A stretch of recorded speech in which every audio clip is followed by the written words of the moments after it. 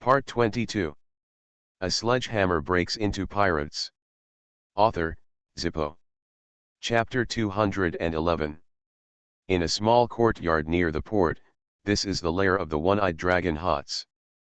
But it can be seen that this guy has no taste. He seems to have made it splendid and resplendent to show off his wealth, and is full of nouveau riche temperament. Although speaking, most pirates are nouveau riche, Shiji has very good taste. Orgrim has not inquired about Shiji's origins, nor does he know how his taste was developed. In short, he was on Melview Island. The palace complex built by Shiji can be said to be very good, and because of this, it has improved the taste of Orgrim, a country bumpkin. When it was placed in Bihai, if Orgrim saw this splendid house, he would probably say rich excitedly. But now, I just feel like this guy has such low taste. Of course, Orgrim didn't intend to care about such nonsense. He sat down in the seat that originally belonged to the one-eyed dragon, and Beckman and others also took their seats one after another. On the contrary, this guy Hots was obviously the owner of this place, but he stood in front of everyone, looking a little nervous. He had no objection to this situation. On the contrary, he was very excited. Soon, wine, juice, fruits, etc. were all served. Orgrim picked up an apple and took a bite. The plump and juicy apple produced a little juice, which splashed on the shoes of Hank standing behind Orgrim. But Hank didn't even look at it. He was carrying Orgrim's doom hammer like a sculpture, staring intently. Haz breathed a sigh of relief when he saw Orgrim's gesture. Is the big pirate with a bounty of over 100 million just to carry the hammer for this adult? Hots, let me ask you, who are the biggest forces on Avalon Island? Who is the master now? Orgrim asked while eating an apple.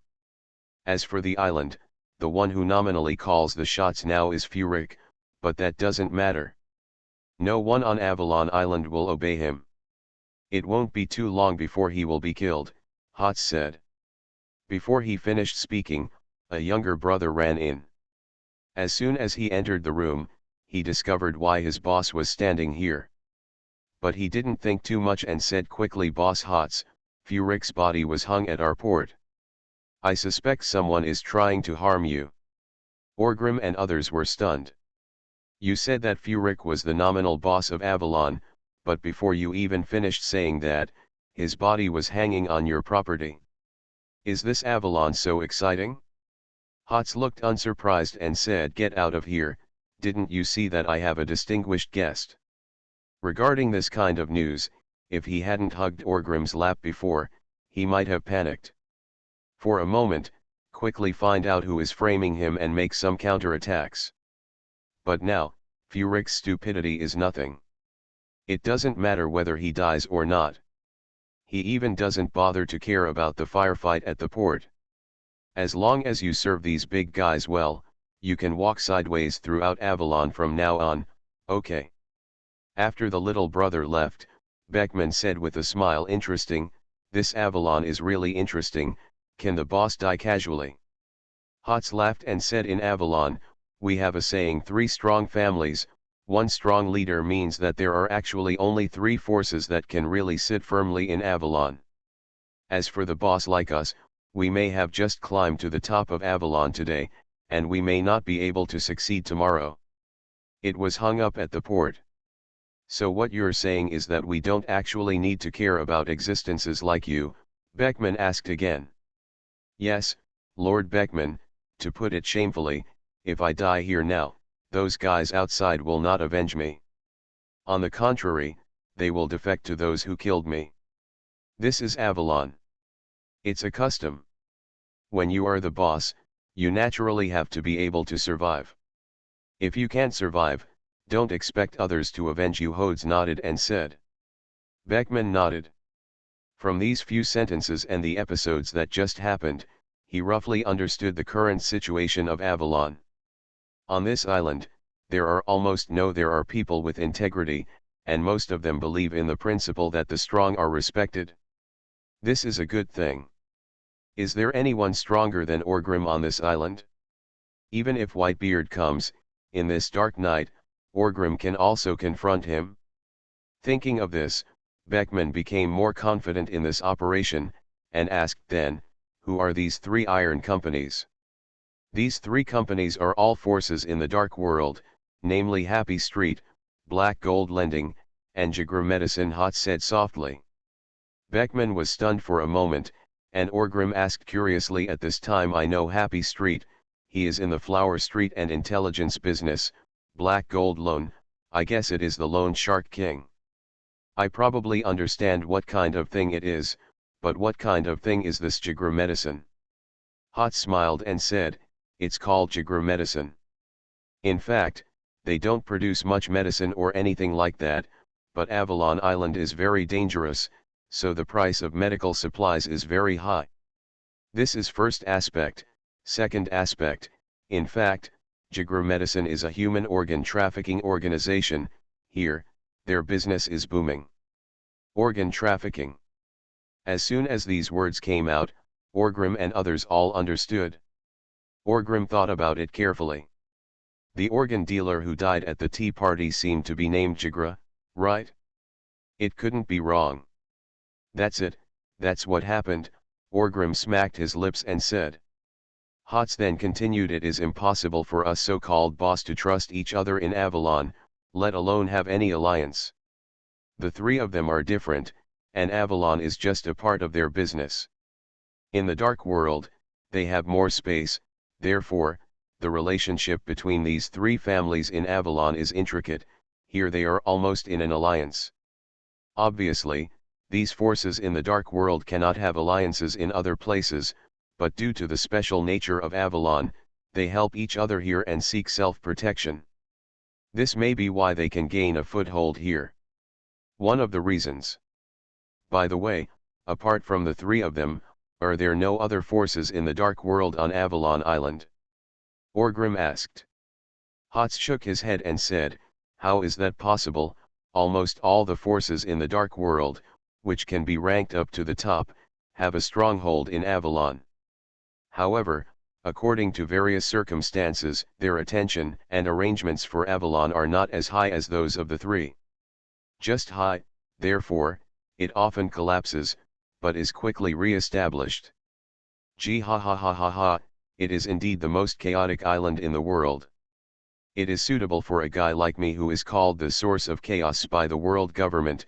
Orgrim laughed and said. What about pirates? How is the pirate power? Beckman asked again. As for pirates, there are many pirates on Avalon Island because it is also one of the largest pirate paradises in the world, but generally speaking, we don't regard pirates as the power of Avalon, because they just live here and will not take root here. We call these guys as the big fat sheep. Many pirates come in, but only strong pirates can get out. Hot smiled and said. Gee ha ha ha ha, I like it. Orgrim laughed. So, generally speaking, we only need to deal with those three, and Avalon Island will belong to our Warhammer pirates. Beckman frowned slightly and asked. Is it a bit too simple? Hots nodded first, then shook his head and said, on the island, in theory, this is the case, but Avalon Island is very close to the Sea of Eternal Night. Specially, it is located in the middle of the New World Sea, and is surrounded by the territory of big pirates. Because it is always dark here, the big pirates don't like it either. Beckman nodded as he listened. In fact, if it weren't for Orgrim's ability to explode to its extreme power here, their Warhammer pirates wouldn't want to grow big in Avalon. After all, this place is always dark and ancient. No matter how you look at it, I don't think it's a good location. Therefore, the Sea of Eternal Night and Avalon are used as buffer areas between each other by the pirate forces. If you, Lord Orgrim, want to take over this place, you must take this into consideration. Okay, Hots said. Orgrim glanced at Hots in surprise. Of course, he and Beckman had thought about and discussed this issue. The final conclusion is that they will do it regardless of whether anyone interferes with their own business. If anyone dares to tell him what to do, Orgrim will blow that bastard's head off. It's that simple. In the Sea of Eternal Night, Orgrim was also very confident in himself. The powerful strength he could unleash was enough to support him messing around in the sea. But Hots, the boss of Avalon Port, can actually think of this step, which also proves that this guy's ability is really good. Very good, but you don't need to worry about things among pirates. We are professionals in this area. Orgrim waved his hand first. Then he smiled evilly, looked at Haz and asked, so Haz, let me ask you, if I want to take down Avalon, where should I start now? Hots was silent for a moment. He knew that Lord Orgrim was trying to test him, right? After thinking about it carefully, Hots looked up at Orgrim and said in a deep voice, Lord Orgrim, in the end, with your strength and the power of the Warhammer pirates, you can take down Avalon from any angle, but my suggestion is that it is a matter of means. Explain. Orgrim raised his chin and said arrogantly. That means the method must be ruthless enough. Avalon does not believe in tears, only in blood. If you want these guys to crawl at your feet, you have to soak their heads in blood, Hode said in a deep voice without hesitation. Gee, ha ha ha ha ha ha, very good, I like you, Orgrim laughed. Yes, he thought so too. He came to Avalon this time just to kill everyone. He wanted to kill everyone in Avalon and make the blood flow like a river. Go and spread the word and say that from today on, Avalon belongs to my Warhammer pirates. For the next 3 days, no one will be allowed to go out, and give them 2 hours to prepare. After 2 hours, anyone who dares to wander on the street will be killed by me. Orgrim said with a cruel smile. A sledgehammer breaks into pirates. Author, Zippo. Chapter 212. The Queen of Happy Street, Stussy, is currently in the Holy Land, Mary Joa. As soon as I walked out of CP-0's headquarters, the phone in my handbag started ringing. I have to say that Stussy is a charming woman, beautiful, with a good figure, and most importantly, a great temperament. He was obviously a prostitute, but his aura was extremely fascinating. Stussy looked at the phone bug in her hand, and then looked a little surprised. This phone bug came from the person in charge of Avalon? Maybe Avalon discovered something good again? Stussy murmured softly, and then answered the phone with a smile.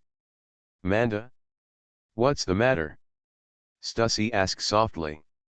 Lord Stussy, something big has happened, Avalon Island is going to be in chaos. Manda said in a panic. Stussy smiled, what are these words? Is there still time for Avalon to be calm? Don't worry, what happened? Speak slowly. Stussy said warmly, as if she was a very gentle person. Yes, Lord Stussy, the Warhammer pirates are here, and the one with a bounty of 2.236 million Baileys, Khazgarot Orgrim, is here, Manda spoke quickly. After hearing these words, Stussy, who was still smiling at first, immediately became serious, her eyes flashed, and she said in a deep voice, are you sure? Confirmed, and the Warhammer pirates also released news, saying that from now on, Avalon belongs to the Warhammer pirates' territory. In 2 hours, they will lock down the city once, and no one is allowed to go out for 3 days. During which they would kill anyone they found on the street, Manda said again. This is about establishing authority, Stussy understood the meaning immediately. At the same time, I also admire Orgrim, who I have never met before. For a place like Avalon, no matter what reason you say, it is useless. Just kill directly, which is the simplest and crudest, but the most effective. You kill all the disobedient people, and the ones left behind are all those who are willing to obey. People from Black Gold Loan and Jagra have come, saying that they want to join forces to fight against the Warhammer pirates. There are some local gangs who are also willing to join our alliance. Sir Stussy, do we want to give it a try? Manda asked hesitantly. Stussy was stunned for a moment, and then quickly sneered, Manda, don't be a fool. You see, the people from Black Gold Lending and Jagra are now talking about joining forces, and they may not even be sure. They will nominate you Manda to represent Happy Street and be the leader of this alliance later. Ah, is there such a good thing? Manda asked in confusion. Stussy choked angrily at these words. She had some doubts about whether it was her own brain that put a white lotus like Manda on the most chaotic island in the world like Avalon. Smoked, still, are you out of your mind? This is not a good thing at all. This is because they want to push you out to test that Orgrim. Don't get involved with them. Mark my words. Whatever Orgrim says, you will do it? In Ava Takashi, I can't think of a power that can stop him, Stussy ordered softly. But don't we really try it? Manda asked with some doubts. Ha ha ha, Stussy smiled sweetly at first, and then said testing Kazgarot Orgrim. Stop dreaming. Do you think he is a person from our dark world? Will he do things under certain rules? I'll tell you, Manda, that Orgrim has never done anything according to the rules since his debut. Don't forget what his latest name is, the source of chaos. If you test his temper, he might dare to stab you. I don't want to see my beautiful Manda, your cute little head was blown off by him with a hammer. What's more, that guy wants to establish his authority now, and is probably waiting for someone to test him. By then, he will be in Avalon, killing people, Stussy said again. So what should we do? Are you really going to stop doing business? Manda said helplessly. It doesn't matter if we stop for 3 days. Just do what Orgrim said. After he finishes establishing his power and takes control of Avalon, he will talk to us. I think, he won't be a brainless guy. Stussy said softly. It's true that Orgrim is a pirate, but even if he is the most cruel and evil pirate, he won't just go to Avalon to kill people indiscriminately, right? From his announcement, it is obvious that Orgrim is preparing to put his base in Avalon. Although this is somewhat beyond Stussy's expectations, it is not something difficult to understand. And Orgrim, if Reem wants to turn Avalon into his territory, it is impossible to kill all of Avalon. He must keep most of the people. These people must create value for him, and joy. As long as the street doesn't contradict him and don't cause trouble for him, it will definitely be of great value. So Stussy concluded that after this, Orgrim and others will definitely leave new space and new people for Avalon. Rule. So now is not the time to test him or negotiate with him. If you don't want to die, just follow him. I am also very interested in that guy, Mundul. I will rush to Avalon. Before I arrive, before I meet with Orgrim, you must not anger him. Follow his orders. Just do things, understand? Stussy gave the last command. Yes, Lord Stussy, I understand. Manda nodded quickly and responded. Maybe I placed her in Avalon just because she was obedient? Stussy thought silently in her heart. Then she hung up the phone. Then, her beautiful face showed an excited smile. That was Kazgarot Orgrim. The guy who made a big fuss in Rogtown and turned the whole world upside down. Ever since that guy re-entered the new world not long ago, he seemed to have disappeared. The news of Shiji's arrest did not cause any news. Any of his actions. The Big Mom pirates and other pirates, large and small, are competing for Shiki's territory. Orgrim still has no movement. But the world government and the Navy headquarters are paying close attention to him. I think it is impossible for Orgrim to stop here. Otherwise, why would he make this world such a mess? Will it benefit other pirates? How can he have such a noble character and become a pirate? Therefore, the world government also she is collecting a lot of information about Orgrim, and now, she, Stussy, has directly mastered the first-hand information. This is a credit. You think Orgrim will have a conflict with the Big Mom pirates or something? It's not like that doesn't exist. Orgrim's first step in the New World strategy is to seize Avalon, the most chaotic island in the world. I have to report this news quickly and head to Avalon quickly. Stussy thought excitedly. We must go to Avalon, and Stussy attaches great importance to this. Whether it is the Navy headquarters or their CP agency, they all have their own opinions on the current situation on the sea. Analysis and consideration. But no matter how you look at it, Kazgro Orgrim, Beast Kaido, Big Mom Charlotte Lingling, and Whitebeard Edward Newgate. The four of them are now the real trend of pirates in the New World.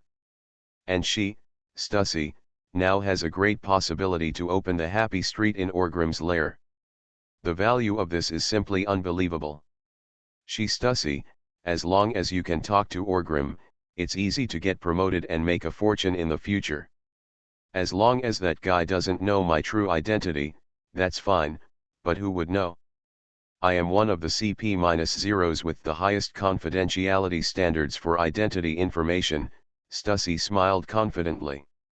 Yes, even the Big Mom pirates, who are said to have the best intelligence capabilities in the pirate industry, have a close relationship with her Stussy.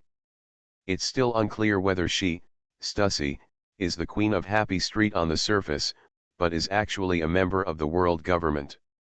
A senior agent of CP-0? If we can gain Orgrim's trust and subtly guide him to work for our world government, that would be even better. Stussy thought excitedly in her heart.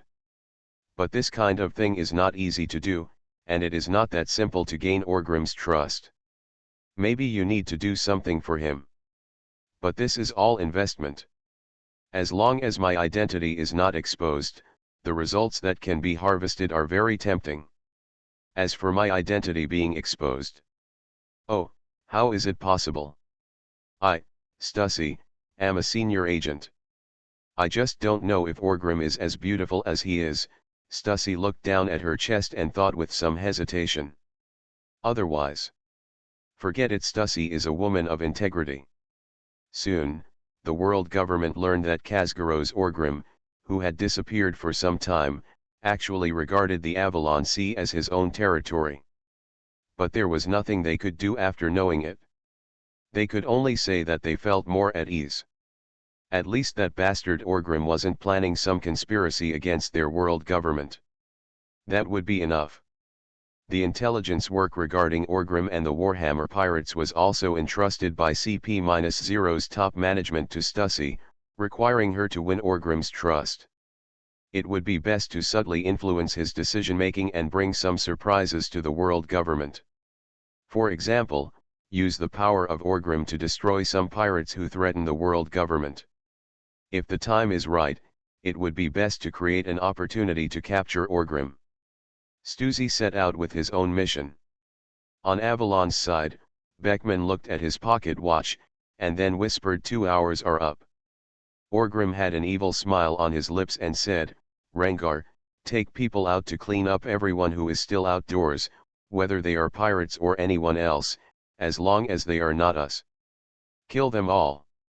Yes, Mr. Hammer. Rengar said with a ferocious smile. I hope someone wants to jump out and test me, this way I can kill the chicken and scare the monkey. Orgrim smacked his lips and said.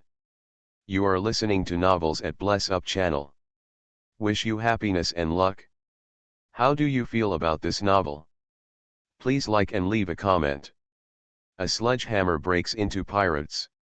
Author, Zippo. Chapter 213. Manda got Stussy's instructions, so she strictly ordered Happy Street to come forward. They would obey whatever orders Orgrim gave. Seeing that Happy Street was so weak, the people at Black Gold Lending and Jigra Medicine also withered. Yes, just as Stussy guessed, they originally wanted to fool Happy Street to be the leader. But it's obvious that Happy Street has no intention of being the leading brother. And they are not stupid, and they don't want to be the object of Orgrim's power. Instead, they sent a lot of money to some local gangs and asked them to use them as leaks. As expected, there are really some guys with brain problems who dare to accept this money to buy their lives. They even organized a huge parade, which made some pirates join in. But soon the massacre began. Rengar, Sphinx, Katarina Dupont, these people, with the combat power of the Warhammer pirates, swept across Avalon. The Sphinx is pretty cool here. She has been in a very bad mood recently. Ever since Shiji was arrested, she has been simmering with anger. Therefore, when the parade first appeared in her field of vision, Sphinx, without saying a word, directly pulled out her infinite bullet Gatling and fired mercilessly at the crowd. There was massacre, and naturally there was resistance, and a chaotic war broke out on Avalon Island. This is almost a battle with nothing to say and not much suspense. The elite force of the Warhammer pirates, under the leadership of various cotters, does not keep any prisoners at all, and kills everyone on sight. But this massacre went away just as quickly as it came. In about a day, no one in Avalon would dare to come out. There were corpses everywhere on the streets, both men and women, old and young. The blood dyed the ground of Avalon red, and no one restrained these corpses. The strong smell of blood constantly permeates the nostrils of all Avalonians. Hank, carrying a machete, was walking on this dark street with more than a dozen pirate boys. The feet were stained with blood, leaving messy blood-red footprints. "That guy is still angry," Hank pointed at a body lying on the ground and said. As soon as he finished speaking, a dozen boys went up and chopped into pieces the man who was pretending to be dead. Mr. Zui said, "Except for the people of our Warhammer pirates, there can't be another gasping person on this street, whether it's a human or a dog, do you understand?" Hank said cruelly, holding a big knife on his shoulder. "Got it, Lord Hank," the dozen or so pirate boys responded quickly. Then, Hank suddenly turned his head and looked at a window on the second floor of the street. There was a man there who was looking at this place. When he saw Hank turn around, after that, he was so frightened that he almost fell off the stairs, and quickly closed the window and closed the curtains. Hank snorted coldly, but ignored him and just watched. The purpose of establishing power is to be seen, isn't it? As long as it doesn't matter if these bastards don't come out and run around. "Boss Hank, what will we do with these corpses?" a little brother followed Hank and asked with a smile. Mr. Chewy said that they will all be sold to Jagra Pharmaceuticals when the time comes. Hank smiled and said. "Is this really profitable?" the younger brother said somewhat incredulously. "Will those people accept it?" another boy also asked curiously. "Ha ha ha, this Avalon Island will have only one rule from now on, and that is Master Chewy's rule. As long as Master Chewy opens his mouth, do you think he will not accept it? Even if this guy was chopped into pieces, he would have to be recycled by Mr. Chewy at the highest market price," Hank said confidently. The ban lasted for 3 full days. Fortunately, Avalon was an island of eternal night, and the climate was very cool.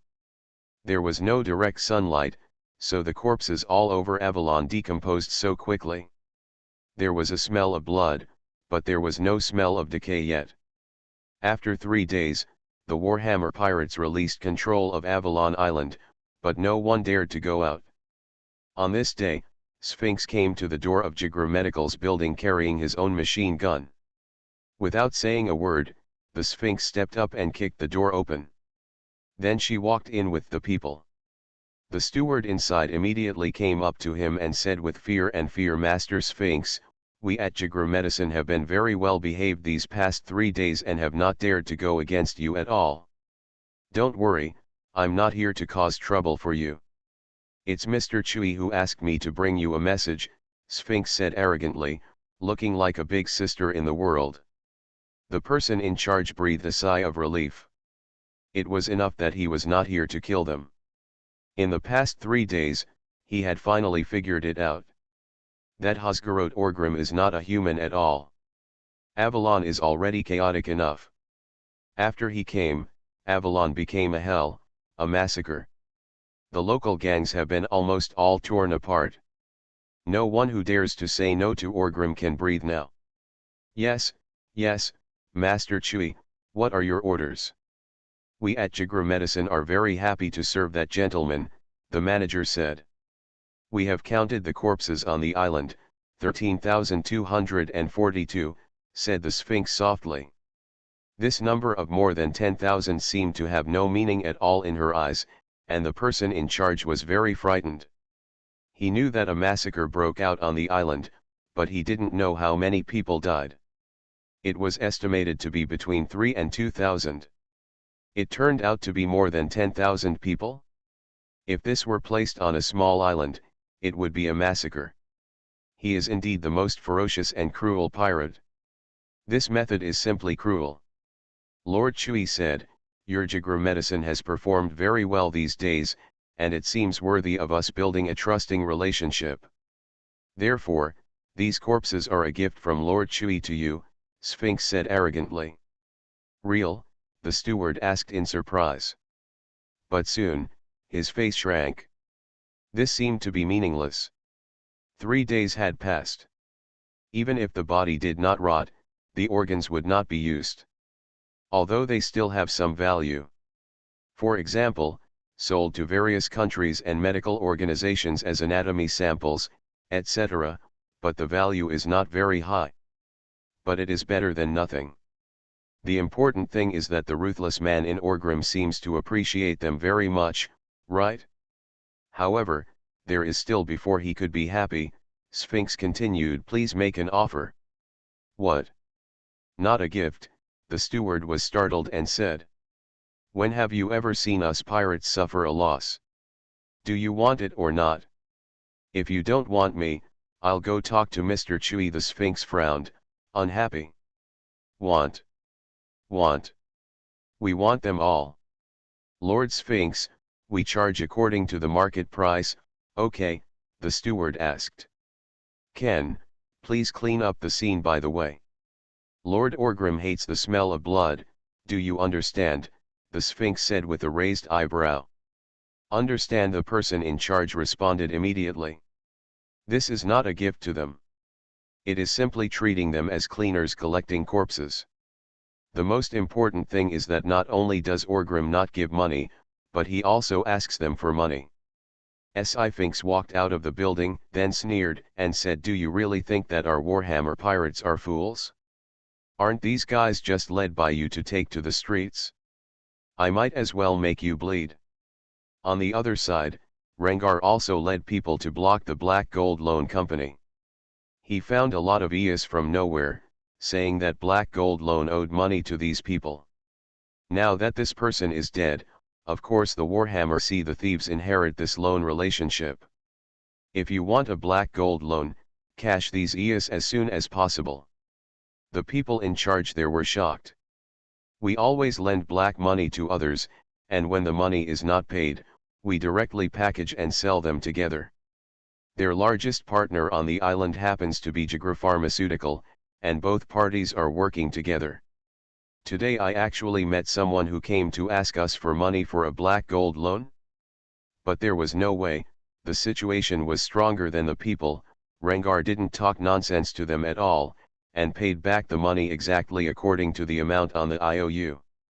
Rengar is going to lead people to massacre their Black Gold lending company. As a result, it can be said that all the boss on Avalon Island are either dead or retired, leaving almost no force capable of resisting Orgrim. As for the 3 iron forces, except for Happy Street, which was not rectified by Orgrim and others, the other 2 were bleeding heavily. For a time, the prestige of Orgrim and the Warhammer pirates enveloped the entire Avalon Island. It's easy to kill, not so easy to clean up. All of Avalon, on the 6th day, the corpses and blood on the streets were completely cleaned up and returned to normal. But still few people dared to go out randomly, until Orgrim gave the order. Everything continued as usual, keep playing music, keep dancing. Anyone who doesn't go out will be hacked to death or something. These guys dare to go out. After about half a month, the entire Avalon gradually returned to its previous chaotic state. But now, everyone knows that no one cares how they kill each other, but if anyone dares to touch the Warhammer pirates, then wait for the death of the whole family. and there is also a saying spread on the island. There are no other rules in Avalon, there is only one rule, and that is what Lord Hammer says, it is the rule of Avalon. However, after this wave of massacres, Avalon's prosperity has also dropped a lot. Coupled with the fact that Orgrim's flag was hoisted, many pirates did not dare to come here. Things about the Avalon massacre gradually spread to the sea. For a time, Orgrim's reputation, which was already very cruel, became even more horrifying. A sledgehammer breaks into pirates. Author, Zippo. Chapter 214. The headquarters of the Avalon Warhammer Pirates.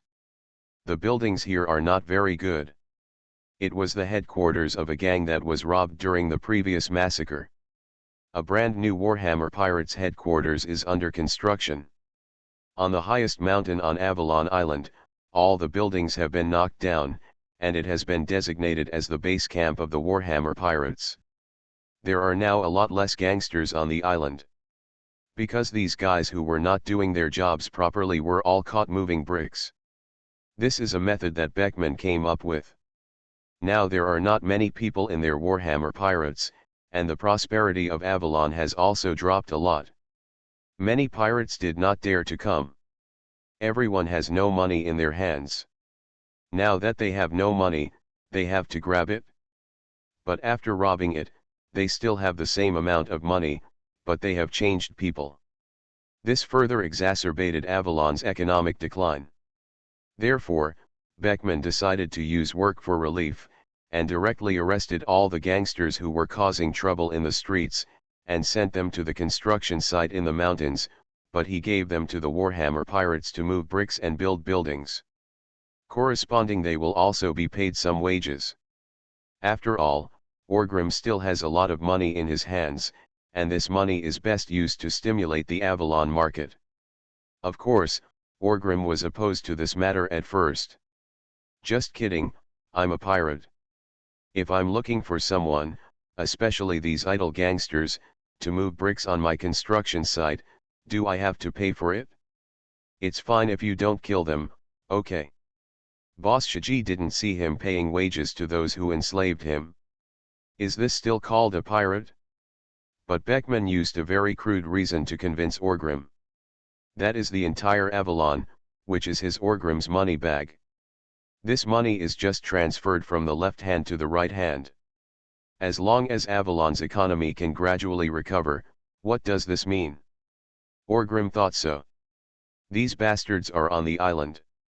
On the surface, the money in their pockets belongs to them, but in fact, it doesn't belong to him, Orgrim. After all, if he wants it, he can take it back at any time. It's just that the method is a bit unsightly, but who calls us pirates? Sitting in the office, Beckman was writing furiously on a pile of documents. Not long after, Plank knocked on the door and walked in. Second master, Plank called softly. Beckman stopped what he was doing for a moment. More than 2 months had passed since the Warhammer Pirates occupied Avalon Island. Orgrim is like a hands-off shopkeeper, as long as he grasps the general direction, he will be done. He, Beckman, has become the guy with the most workload, working out various plans to complete Orgrim's general direction and enhance the power of the Warhammer Pirates. However, Beckman didn't complain about this. He even felt that it was very satisfying. His abilities and superb IQ could finally be put to use. So in just 2 months, Beckman had all of Avalon in the hands of the Warhammer Pirates, and all kinds of hidden dangers were eliminated. After seeing Plank, Beckman asked directly, how is it? Has the cooperation with the news of the world been reached? Achieved. Morgan's Birdman will mention our Avalon in the latest issue of the newspaper. Plank said with a smile. Yes, Beckman has already started to build fishing boats. He found that fewer and fewer pirates came to Avalon recently, and the population of Avalon was also declining rapidly. This how did it go down? Well, of course it's because of Avalon's chaotic customs. If you don't kill someone when you go shopping, is that called going shopping? Therefore, Beckman directly cooperated with the News of the World, giving the News of the World a large amount of money, and asked them to advertise in the newspaper, saying that Avalon had completely returned to its original state, and the Warhammer pirates, and pirates from all walks of life are very welcome to come and play. He plans to follow the previous route and rebuild Avalon into a pirate paradise. After all, the pirates who dare to come and play are really rich, and they can spend money lavishly, and be happy. Well, very good. News of the World is still very influential. With their efforts, I believe that there will be many pirates coming soon. Beckman nodded and said. Gangplank also smiled and said that's right, after all, Lord Hammer is here now, and there are many pirates who yearn for him. They didn't dare to come before, because they were afraid of being dealt with by Lord Hammer. Now that we have proactively released this information, they have to rush to have a relationship with us. If there are suitable candidates, they will be absorbed into the system of our Warhammer pirates. Beckman said with a smile. Well, I'll pay attention. Plank also responded. Have the tax matters been settled? Beckman asked again. In the past, there was no tax collection in Avalon. Everyone collected protection fees, but it is different now. The only ones who can collect protection fees are the Warhammer pirates. But Beckman feels that it's not okay to collect money randomly. You have to have some rules. Therefore, he plans to change the protection fee into tax and collect a certain amount regularly every month. Hotz is leading people to talk to those guys. As long as the upper level people are cleared, the lower level people can just accept them without paying attention, Gangplank said. The people at the top, even organizations like Happy Street and Black Gold Lending, would not pay protection fees to anyone before. Now Orgrim and the others suddenly want to collect protection fees. Of course they have to follow. They made it clear. Well, it's just the beginning. If we impose heavy taxes, it will affect a lot of people, so the price can be lowered, but it cannot be too much. Everything should focus on development first. After the economy of Avalon is developed, we can then increase it. Tax. Beckman thought for a while and said. When he came here before, Orgrim's idea was very simple, just capture Avalon and then everyone can have fun together. How can there be so many rules? This is the world. The most chaotic island. But over the past 2 months, Beckman has realized that there are no rules. If Avalon is allowed to continue to be chaotic, it will not be a big deal for Avalon. It will be great to return to its previous state. Go. But for their Warhammer pirates, it is very problematic. Avalon has no rules, and the efficiency of chaos is too low. It is not conducive for their Warhammer pirates to quickly suck blood and absorb nutrients. Avalon can. It doesn't matter if you continue to cause chaos, such as killing people on the street, but they must have a complete system to steadily provide nutrition to the Warhammer pirates, allowing them to continue to grow and then feed back to Avalon. This is the best state, and Beckman was working hard on this. Orgrim simply left all these tasks to him. By the way, what's the situation outside? We have occupied Avalon. Those big pirates, don't you have anything to say? Beckman asked with a smile. The New World is now in chaos. A large number of pirates have entered the New World. The Navy has also carried out several cleaning operations. At the same time, because of Boss Shiji and Roger, the big pirates have also gone berserk. They are fighting each other to seize Boss Shiji's original territory. They have no time to take care of us now. It is estimated that as long as we don't provoke them, they will treat us as if we don't exist. Plank said with a smile. That's fine, ha ha ha ha.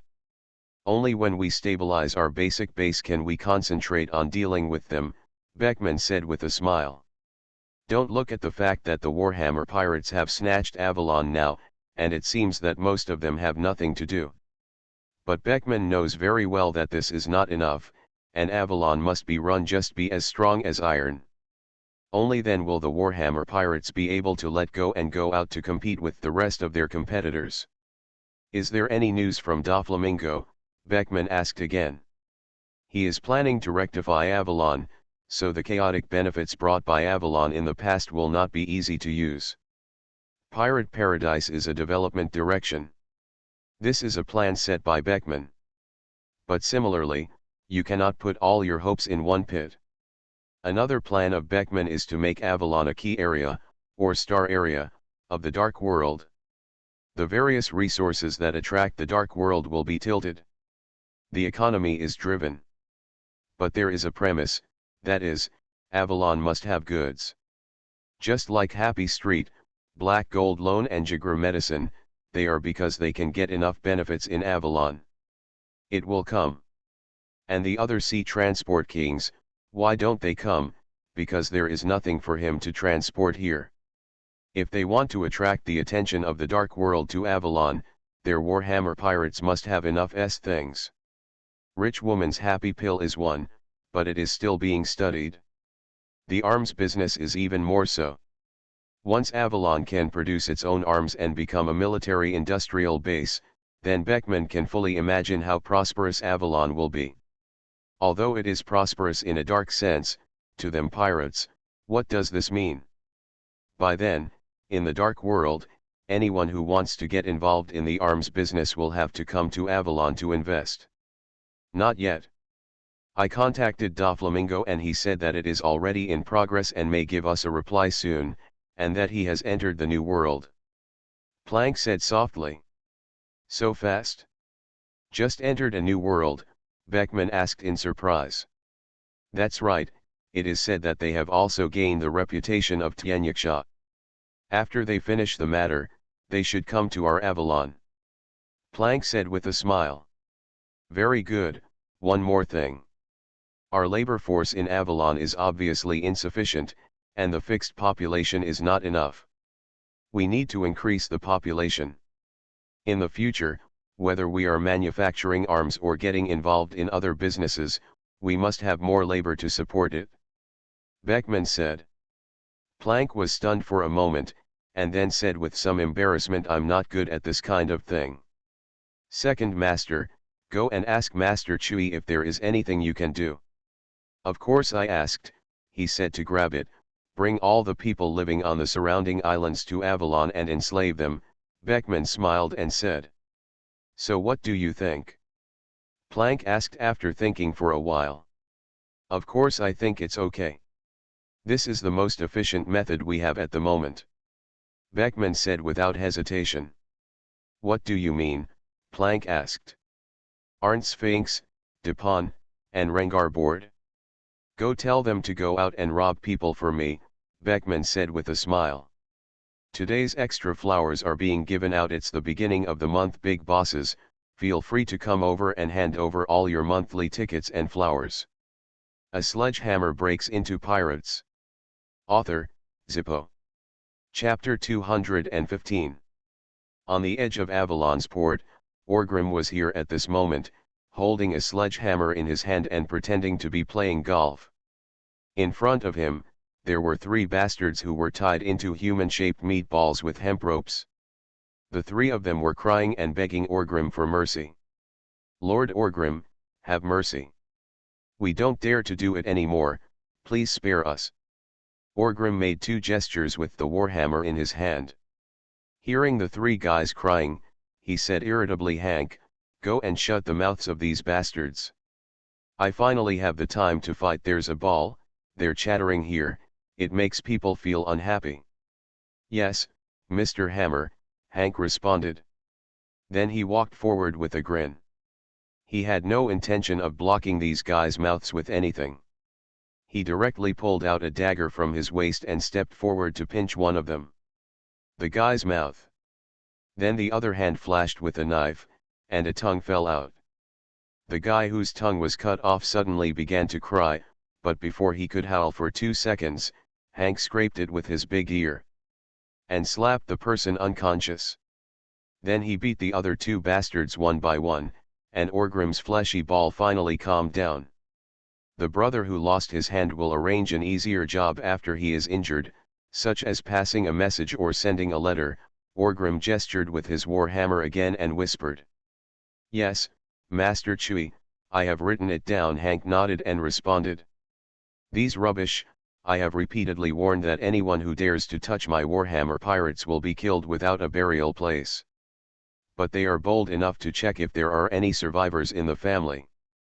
If so, no matter men, women, or children. Even if it is a dog, I will hang it all on the port for public display, telling these bastards that if anyone dares to touch our warhammer pirates on Avalon Island, I will not only demand his life, but also kill his whole family, Orgrim said very cruelly. Yes, Mr. Chui, I will make arrangements later, Hank responded again. As soon as he finished speaking, he noticed something. He looked at the other side of the port and said softly, Master Chui, someone is here. After hearing this, Orgrim turned his head and glanced, and found a beautiful woman with fair skin, tall figure, and very charming temperament walking towards him. This beauty wears a burgundy lady's hat on her head, a milky white waistcoat on her fair shoulders, and a delicate gem pendant hanging between her smooth collarbones. Her slender fingers held a light blue lady's handbag. With just one glance, I realized that this beauty must have very good taste. Everything about her body was carefully matched and sculpted. When she saw Orgrim looking back, a bright smile appeared on this beauty's face. But before she could say hello from afar, Orgrim had already turned his head back again. Haha, Happy Street is really fast, Stussy, Orgrim murmured softly. Orgrim already knew that Stussy was coming to visit him.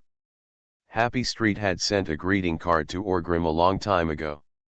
So Orgrim is not surprised that Stussy came here. As for what is the purpose of Stussy coming here? On the surface, the answer given by Happy Street is to visit Orgrim, the newly promoted big man. Dude. By the way, let's talk about whether there is any cooperation or other things that can be achieved. In fact, of course Orgrim knows that Stussy, the queen, is an agent of the world government, coming to visit him. What else can he do? Aren't you just here to inquire about information? Of course, although he knew about this, Orgrim did not reveal anything. It is reasonable for Stussy to want to inquire about his information. And what about Orgrim? Don't you want to send some wrong signals to the world government through Stussy? It can only be said that the two sides are using each other. Stussy saw that Orgrim didn't care about her at all, and her face froze slightly, and she was a little doubtful about herself today. Is there something wrong with your makeup? Couldn't that bastard see my charm? Stussy cursed secretly in her heart. Fortunately, she dressed up for almost 2 hours before getting off the boat today. Now it's better. She feels that all her efforts have been fed to the dog. But Stussy still managed to cheer up. With a smile on his face, he walked towards Orgrim very gracefully. As soon as he passed by Orgrim, he saw the warhammer in Orgrim's hand swinging out violently. Then there was a bang, as if something had been exploded. The next second, Stussy saw the huge meatball tied up by 3 people, and it was knocked away towards the sea by Orgrim. In the air, pulled out a blood-red tail. Stussy's expression froze again, and she couldn't help cursing in her heart. He is indeed the most evil and cruel pirate in the world, and he actually treats people like balls. After knocking the meatball away with one hammer, Orgrim threw the warhammer in his hand to Hank and said, "Hank, wipe off the blood stains on it." "Got it, Mr. Hammer," Hank smiled and said very naturally. Stussy's eyes shrank again. A pirate with a bounty of 136 million Baileys is still a figure no matter where he is. After all, this billionaire pirate is a big pirate.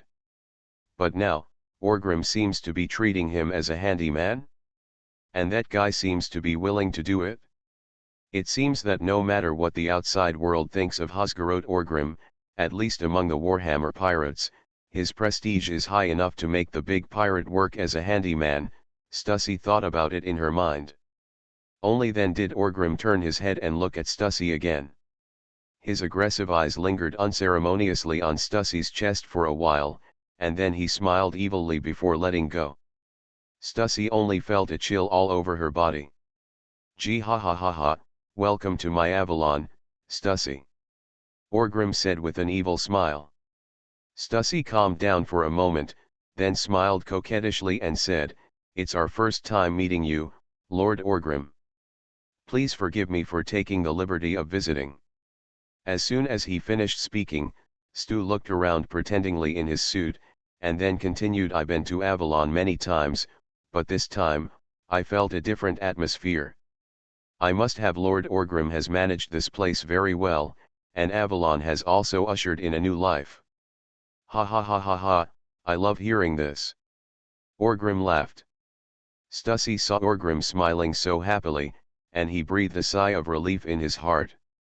He said to himself, "It's very possible that he is a guy who enjoys great achievements, but we can't underestimate him so much. People who can reach this position may have shortcomings, but their advantages must shine brighter.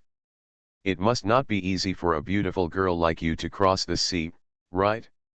Why would you come to me for taking such a risk?" Orgrim said as he took out a cigar from his arms. As soon as he bit the cigar in his mouth, Stussy was very angry. With a wink, he took out an exquisite lighter from his handbag and put it in front of Orgrim. Due to Orgrim's height, Stussy had to move her feet and leaned on Orgrim's chest. A flash of light flashed in Orgrim's eyes, thinking that this Stussy was indeed from Happy Street. Every move he made seemed natural. However, he was still very considerate and lowered his head slightly so that Stussy could light her cigar. "Call." Orgrim exhaled a puff of smoke and looked at Stussy with a smile on his lips. "Naturally, I came here to visit you, Lord Orgrim. Compared with this, what are some risks? Lord Orgrim, please don't underestimate me just because I am a prostitute. After all, if I don't even dare to go out to the sea, how can I become the master of Happy Street?" Stussy said with a smile. "Gee ha ha ha ha ha, that's interesting. Tell me, what do you want from me?" Orgrim laughed and asked. Stussy's expression changed slightly, and then he said with a smile, "Lord Orgrim, I am not here for any benefit, just for the sake of profit. I just want your friendship." "My friendship?" Orgrim smiled, and then asked, "Is my friendship with Orgrim valuable now?" Stussy's face stiffened again. "Why is this bastard so rude? What's the matter with money?" But Stussy still said very naturally, "Of course, nowadays, among the pirate forces in the New World, there are one Super 3. In my opinion, the rest are just chickens and dogs. Therefore, the future of this new world must also be in the Super 3. How come there is a Super Top 3? Orgrim asked in a pretentious manner. "This superhero is naturally the white-bearded Edward Newgate, your mentor from One Piece. Roger, after what happened, no one on the sea can stop Whitebeard, right?" Stussy said softly. Orgrim's brows wrinkled slightly, as if he was a little unhappy. But in fact, this was all pretending. After a while, he said, "That's right. In my opinion, the top 3 are the people who can become the same level as Whitebeard in the future and compete for the new world. It just so happens that, Lord Orgrim, you are one of them, so your friendship, it represents my future in the new world, which is of course very valuable," Stussy said with compliments. "Gee ha ha ha ha ha, the top 3, are you talking about me, Kaido, and that Big Mom?" Orgrim asked with a smile. That's right, that's right." Stussy nodded and said. "Okay, since you think it's valuable, tell me, how much are you prepared to pay to gain my friendship?" Orgrim turned to look at Stussy and asked directly. Stussy was stunned when he heard this. "What? You still have to pay? You are listening to novels at Bless Up channel. Wish you happiness and luck. How do you feel about this novel? Please like and leave a comment." A Sledgehammer Breaks into Pirates. Author, Zippo. Chapter 216. Seeing the confused look on Stussy's face, Orgrim pretended to be dissatisfied and asked, "What? I'm not worth anything. After hearing this, Stussy came back to his senses and said quickly, no no no, that's not what I meant. Well, I won't argue with you. Let me tell you, how much do you think it's worth? Orgrim smacked his lips and asked. The corner of Stussy's mouth twitched slightly, thinking how many people were rushing to get to know me, but they didn't have the chance. I rushed to be friends with you this time, but you still want to collect money? Are you working as a male publicist in Happy Street under me? I wonder how much you want, Lord Orgrim? Stussy hesitated for a moment, and finally asked. Orgrim frowned and said with some displeasure, you come to ask for my friendship, and how much do you want me for, do you think it fits? Stussy scolded Orgrim 100 times in her heart. But she still said with a smile on her face, it's my fault, but isn't it because I can't understand your thoughts, Lord Orgrim? Orgrim pretended to look at Stussy. Just when Stussy was wondering if this bastard was interested in my mother's body or something. Orgrim withdrew his gaze, and then spoke softly. Stussy, after Boss Shiji was captured, the Golden Lion fleet completely dissipated. I was in the East China Sea at the time and did not have time to return to the New World to deal with these matters. You deserve to be allowed to do these rebellious things in Rogtown in the East China Sea. Stussy cursed secretly in her heart. But with a very regretful expression on her face, she said, yes, no one expected the accident of Mr. Golden Lion. Orgrim nodded first, and then said, when I return to the New World, everything will basically be finished. Those bastards took all the things that Boss Shiji left for me and caused harm. Only my sister and those who follow me will be destroyed. The cotters with whom I have relatively close relationships chose to stay under me. Stussy secretly remembered this information. Although Orgrim nominally inherited everything from Shiji, in fact, he seemed to have suffered a great loss.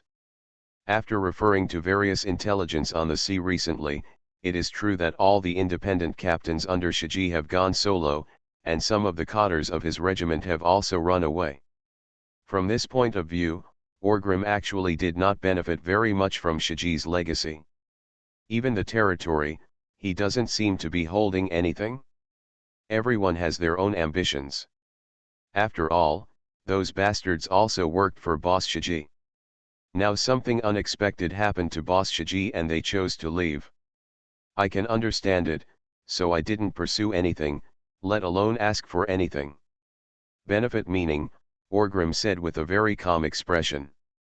Stussy was a little surprised. It seemed that Orgrim valued friendship. Thinking about it carefully, it seems that this is really the case. Shiji saved him once on the Shampoo Islands, and he was willing to go to the New World to join Shiji. In fact, in Stussy's opinion, with Orgrim's ability, where can't he stand out? I heard that the Roger pirates recruited him. The Beast Kaido admired him even more. He often got drunk alone and cried out Orgrim's name. Although this news rarely spreads on the sea, as the Queen of Happy Street, Stussy really knows something. There were obviously many choices, but Orgrim finally chose Shiji. Perhaps there was a reason for this because Shiji was the most powerful pirate at the time. But Stussy also felt that Orgrim must have some respect for love and justice. In fact, this is a common belief on the sea. Many people think that the bastard Orgrim is indeed very evil, crazy, and cruel. But he also really values friendship. Not only Shiji, but also people like Hank who came out from behind with him are living examples. Putting away these messy thoughts, Stussy said softly, Lord Orgrim, you really value love and justice. Gee ha ha ha ha ha, as a pirate, I am already cruel and evil enough. If I don't have any other shining points, wouldn't I become a scumbag? Orgrim laughed and said. Stussy was stunned for a moment, thinking, do you think you are not a scumbag? Before Stussy could say anything to flatter him, Orgrim changed his tone. He opened his mouth and said, it is precisely because I bear the title of this lion disciple in name, but in fact, I have received almost nothing, so I am very poor now. As soon as he finished speaking, Orgrim turned around and pointed to the town of Avalon behind him, and continued, and here, it is very expensive, you understand? I am very short of money now, Stussy, I'm not someone who likes to beat around the bush. I'll be nice to anyone who's nice to me. Avalon is lacking everything now, and whoever can help me can gain my friendship. Do you understand? Stussy was silent for a moment. And then asked, of course I am willing to help you, Lord Orgrim. I don't know, what do you want me to do? Gee ha ha ha ha ha, are you interested in investing in Avalon? Orgrim asked with a big smile. Invest in Avalon, Stussy was stunned. She could understand Orgrim's idea of making Avalon prosperous. After all, this is his territory. If Avalon is good, he will be good. But Stussy, the prospects of Avalon, to be honest, are nothing to be recognized at all. It's great to be back to the good ones before. After all, this Orgrim is just a pirate in the end. What kind of good lord do you expect him to be? Isn't that right? So investing in Avalon, from Stussy's point of view, is obviously a loss-making business. Especially, after the money is invested, even if it is really prosperous, it is estimated that she will not get much profit back. At most, Orgrim can return the principal to her, which is good. But soon, Stussy smiled and said, since Lord Orgrim has spoken, Stussy is naturally willing to do his best. Yes, although in terms of financial interests, Stussy sees no future.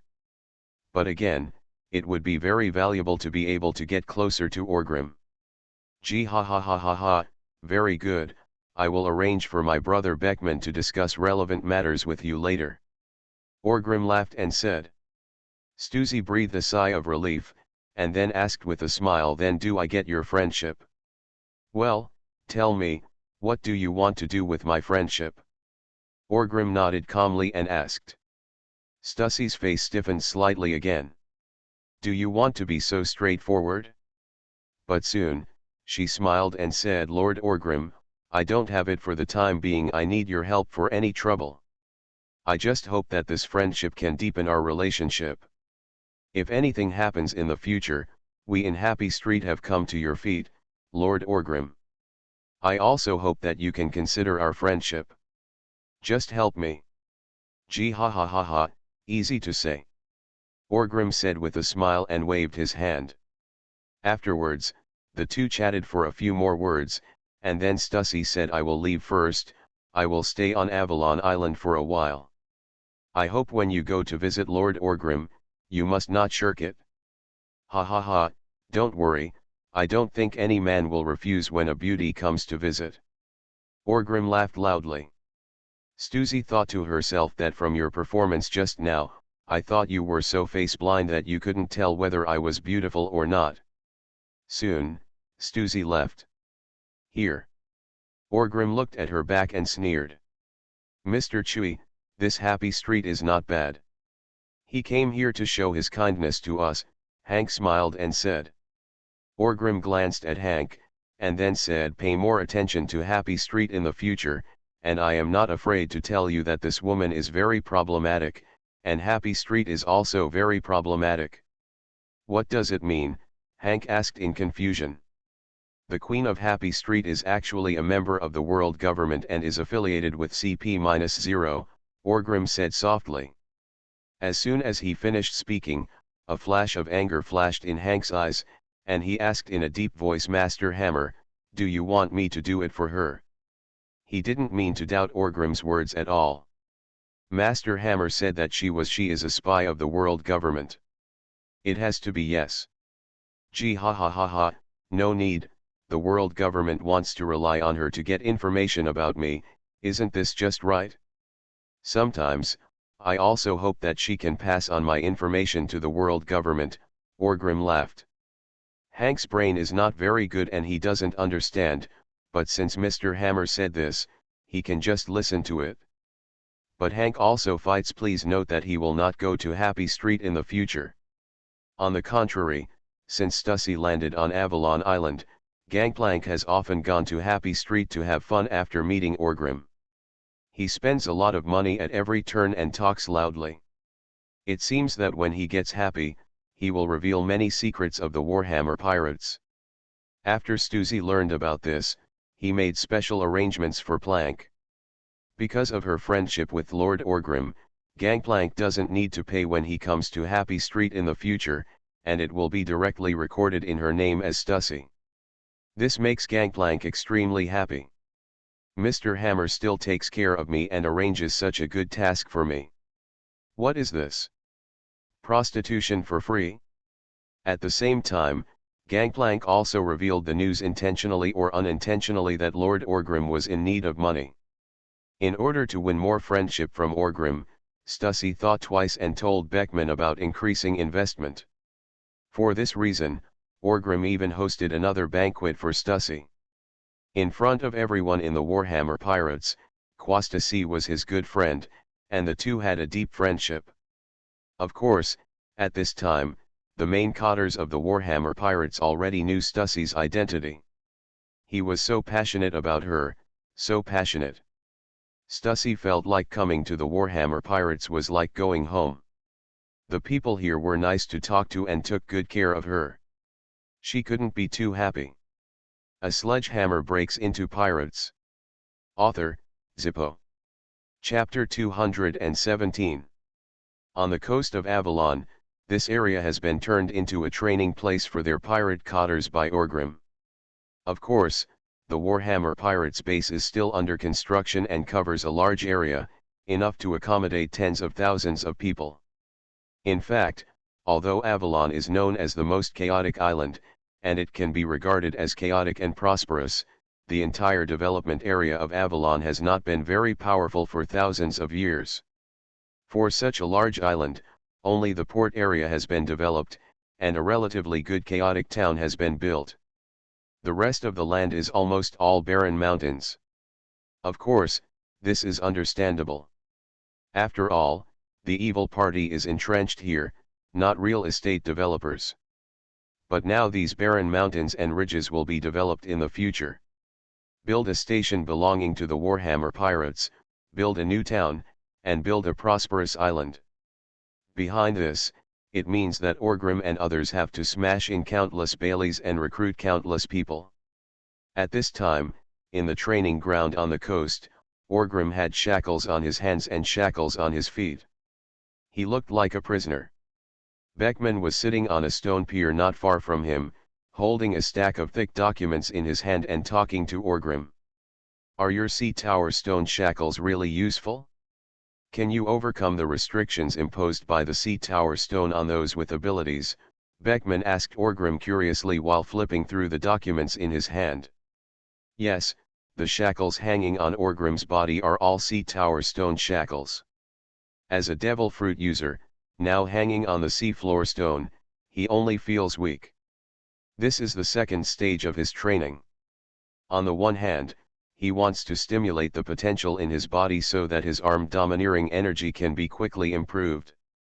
On the other hand, just like when he was constantly poisoned by Beckman, Orgrim is also honing his resistance to sea stone.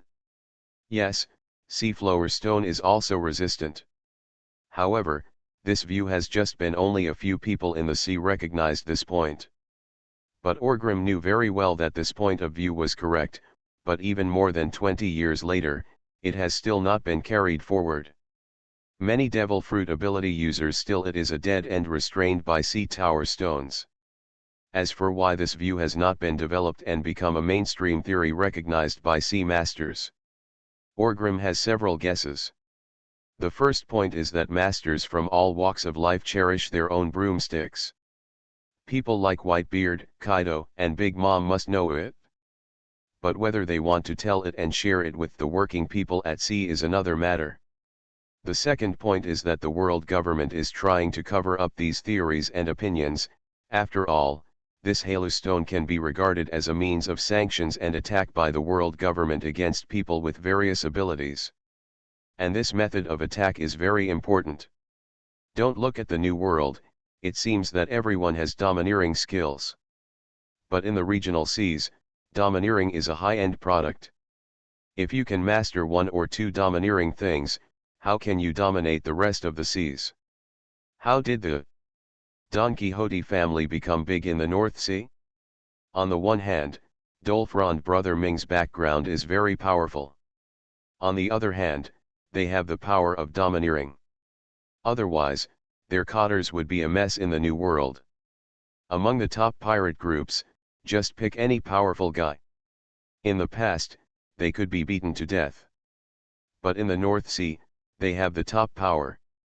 Therefore, it can be seen that in the rest of the sea, even most people do not know what haki is. And the Navy and the world government are fighting against devil fruits. The main way for people with abilities to cause chaos is to use the power of the Sea Tower Stone. Therefore, the world government definitely does not want more people to know that through practice, one can improve their resistance to the Sea Tower Stone. After all, this will have a bad impact on their rule by force. I can't say I can overcome it. If I can overcome it, all devil fruit users will have to be able to swim sooner or later. But it can indeed improve enough resistance.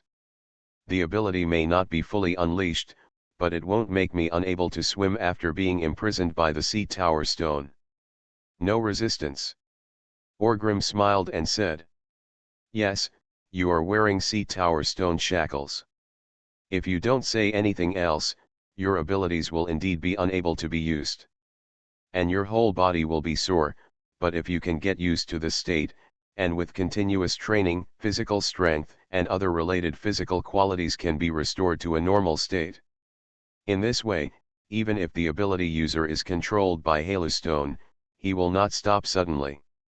More or less, those who can resist, especially those like Orgrim who have excellent physical fitness in addition to their abilities."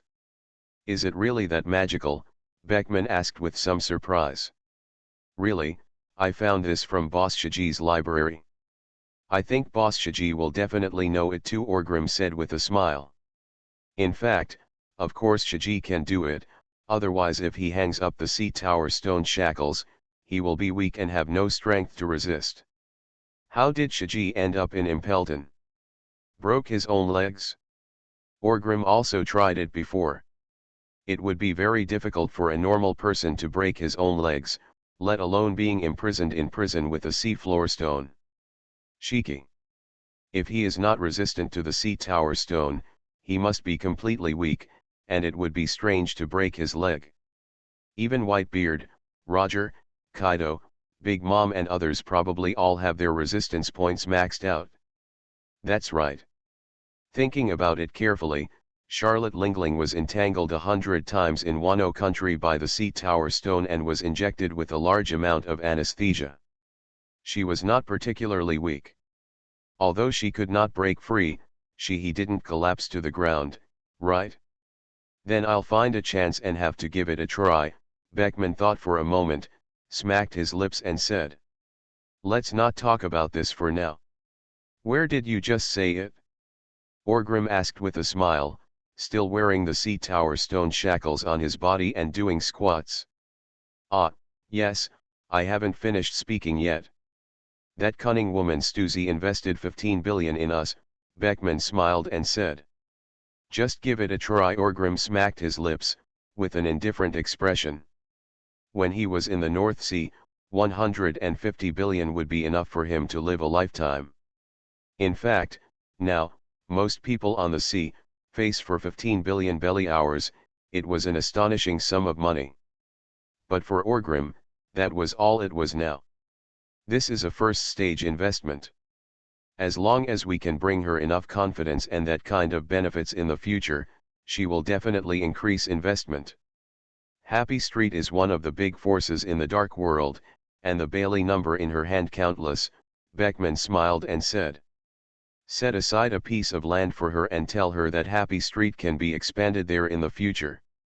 As for the benefits," Orgrim lifted the shackles and touched his chin. "Stussy has invested so much Bailey, but to be honest, she still has little confidence in the prospects of Avalon. A group of pirates are developing it. Is your brain sick? She mainly wants to gain the friendship of Orgrim and other Warhammer pirates cotters, so as to obtain some information that is unknown to the outside world. These are the most important things. Stussy said bluntly that she was not short of money, but if she wanted to achieve success in the world government, it was not a problem that could be solved by money alone. She needed intelligence and credit. Just fine. This was the main reason why she would invest in Avalon, and Orgrim naturally knew this. So we have to give her certain benefits, use them as bait, and then defraud her of her money. You Stussy are not short of money, and behind you sits the world government. I, Orgrim, am a self-made man.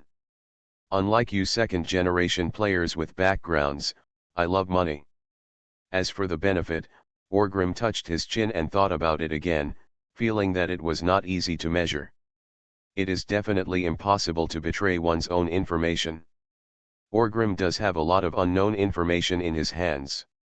For example, many people don't know that Kaido is now opening a military factory in Wano. I believe Stussy doesn't know much either. Everyone may know that Kaido is getting into the arms business, but where his productivity comes from is a mystery. If this news breaks out, maybe the world government will be very concerned about it, but Orgrim has no intention of telling Stussy this. It's a good thing to trick pirates, but you have to have benefits first. Otherwise, what can you do to trick people? Although the pirates are very serious about conquering each other, in the final analysis, there is a big external opponent, which is the world government. Therefore, Orgrim did not intend to trick the other pirates without sufficient self-interest. Since the pirates have nothing to trap, then cheat the Revolutionary Army and Navy. In this way, Beckman, let that guy Plank go to Happy Street to drink more, and then tell us about the fact that we met Durag in Rogtown. Let's give Stussy a heads up and give her some sweetness. Orgrim smiled and said. Durag. Beckman smacked his lips and hesitated.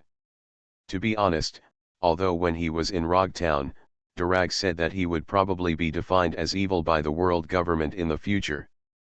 But the meaning behind this, even Beckman can't figure out what this Durag is going to do. It's not clear what he's going to do, so how can he give Stussy a reminder? Orgrim glanced at Beckman, and then felt helpless. Said, why are you so serious? Although you don't know what Durag is going to do, you have to understand that that bastard is planning to win over pirates like us. In other words, what he wants to do is 100% against the world government. Do you understand? Under this premise, we can just spread rumors to Stussy. Just listen to me. At this point, Orgrim paused, and then continued. Ask Gangplank to tell Stussy that that guy Durag seems to be making a revolution and overthrowing the world government, and he has the United Sea. The power of thieves means to cause trouble. In fact, he was the driving force behind the incident in Rogue Town. He provided us with a lot of naval intelligence and information about Rogue Town to the Warhammer pirates, so we the Warhammer pirates have already made preparations and ambushes in Rogue Town before the world government announced the place of Roger's execution. Do you understand? Beckman was shocked at this time. Damn it, old man.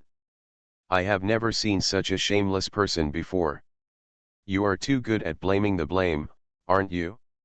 If the world government believes this, I don't know if Durag will be miserable, but Garp will definitely be scolded bloody. How much hatred do these two father and sons have against you? How much resentment? Are you going to trick them like this? However, Beckman was more surprised than anything, but he quickly smiled and said, okay, I like it. This is what we pirates should do. A sledgehammer breaks into pirates. Author, Zippo. Chapter 218.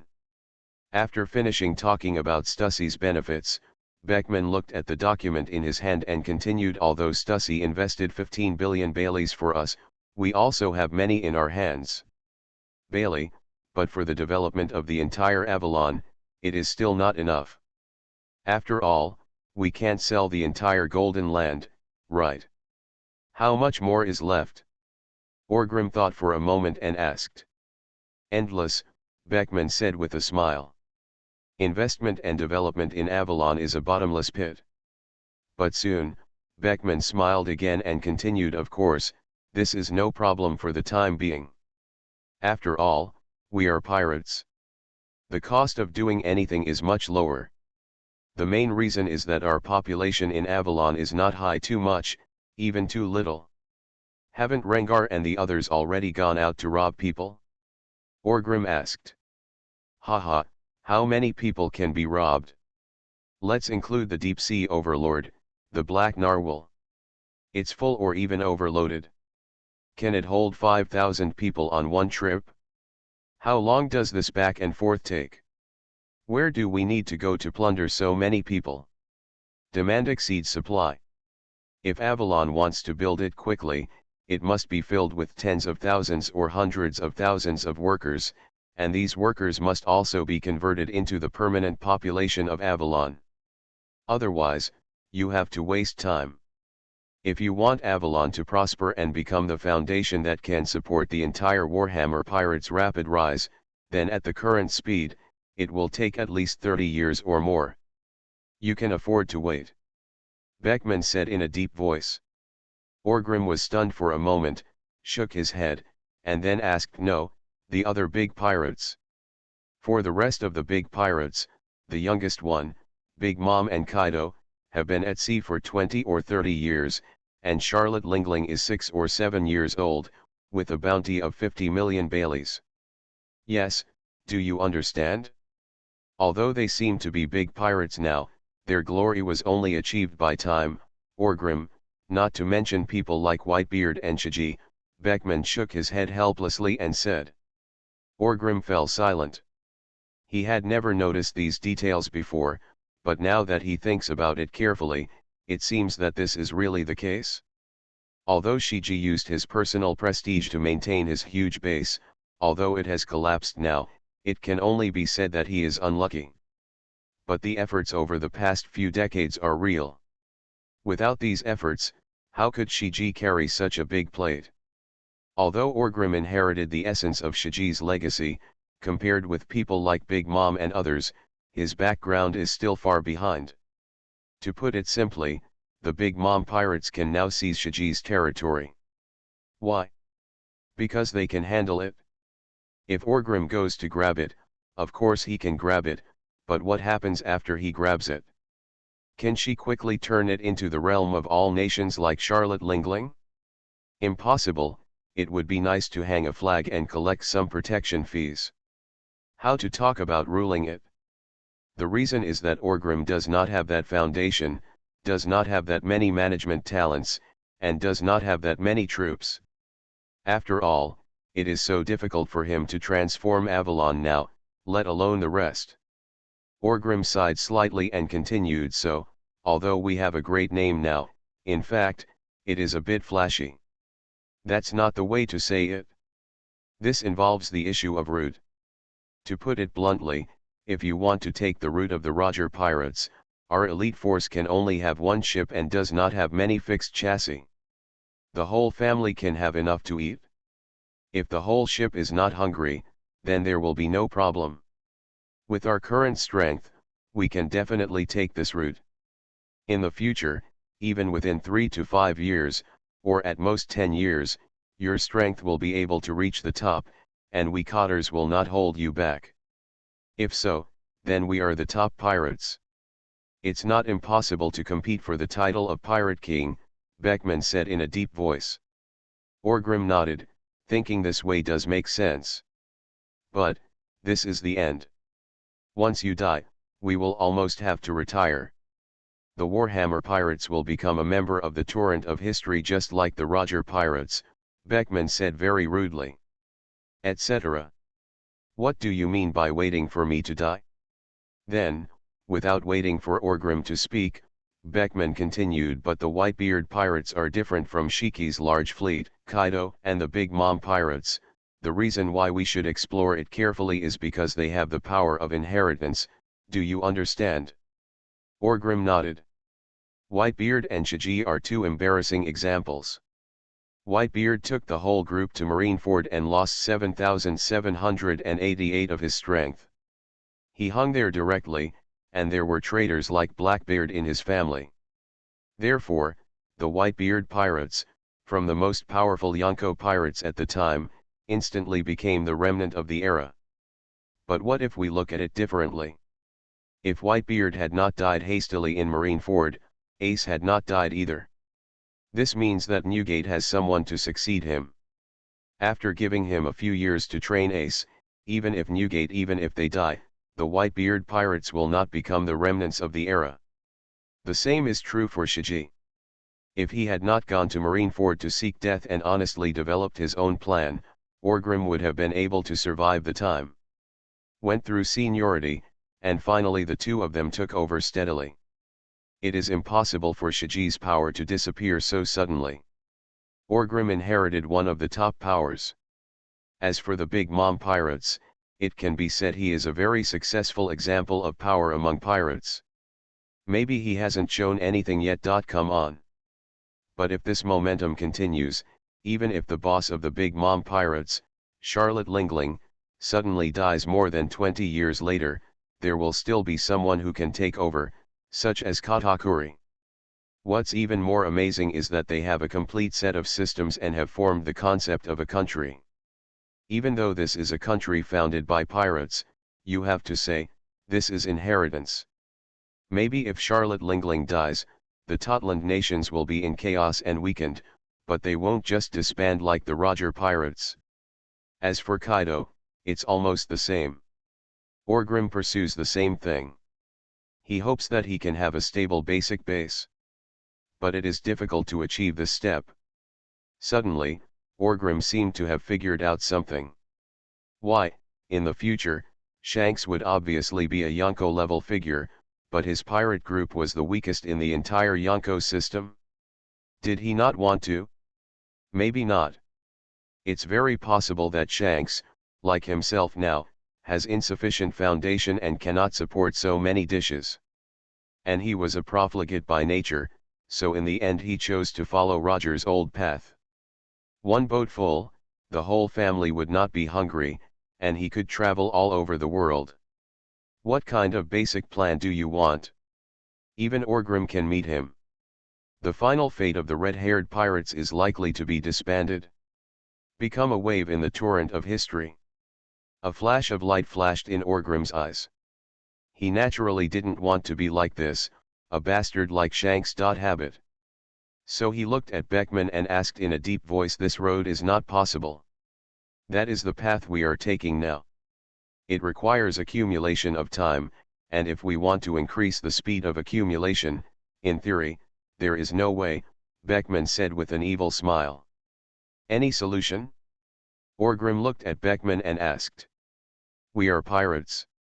If we want to accumulate money quickly, we have to be more bloody, to find the population, island by island. It doesn't make much sense to build some small shabby towns, Beckman said softly. What do you mean? Orgrim raised his eyebrows and said. Massacre the city and destroy the country.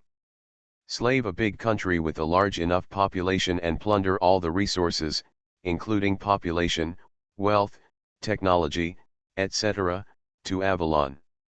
Only in this way can it be accumulated as quickly as possible.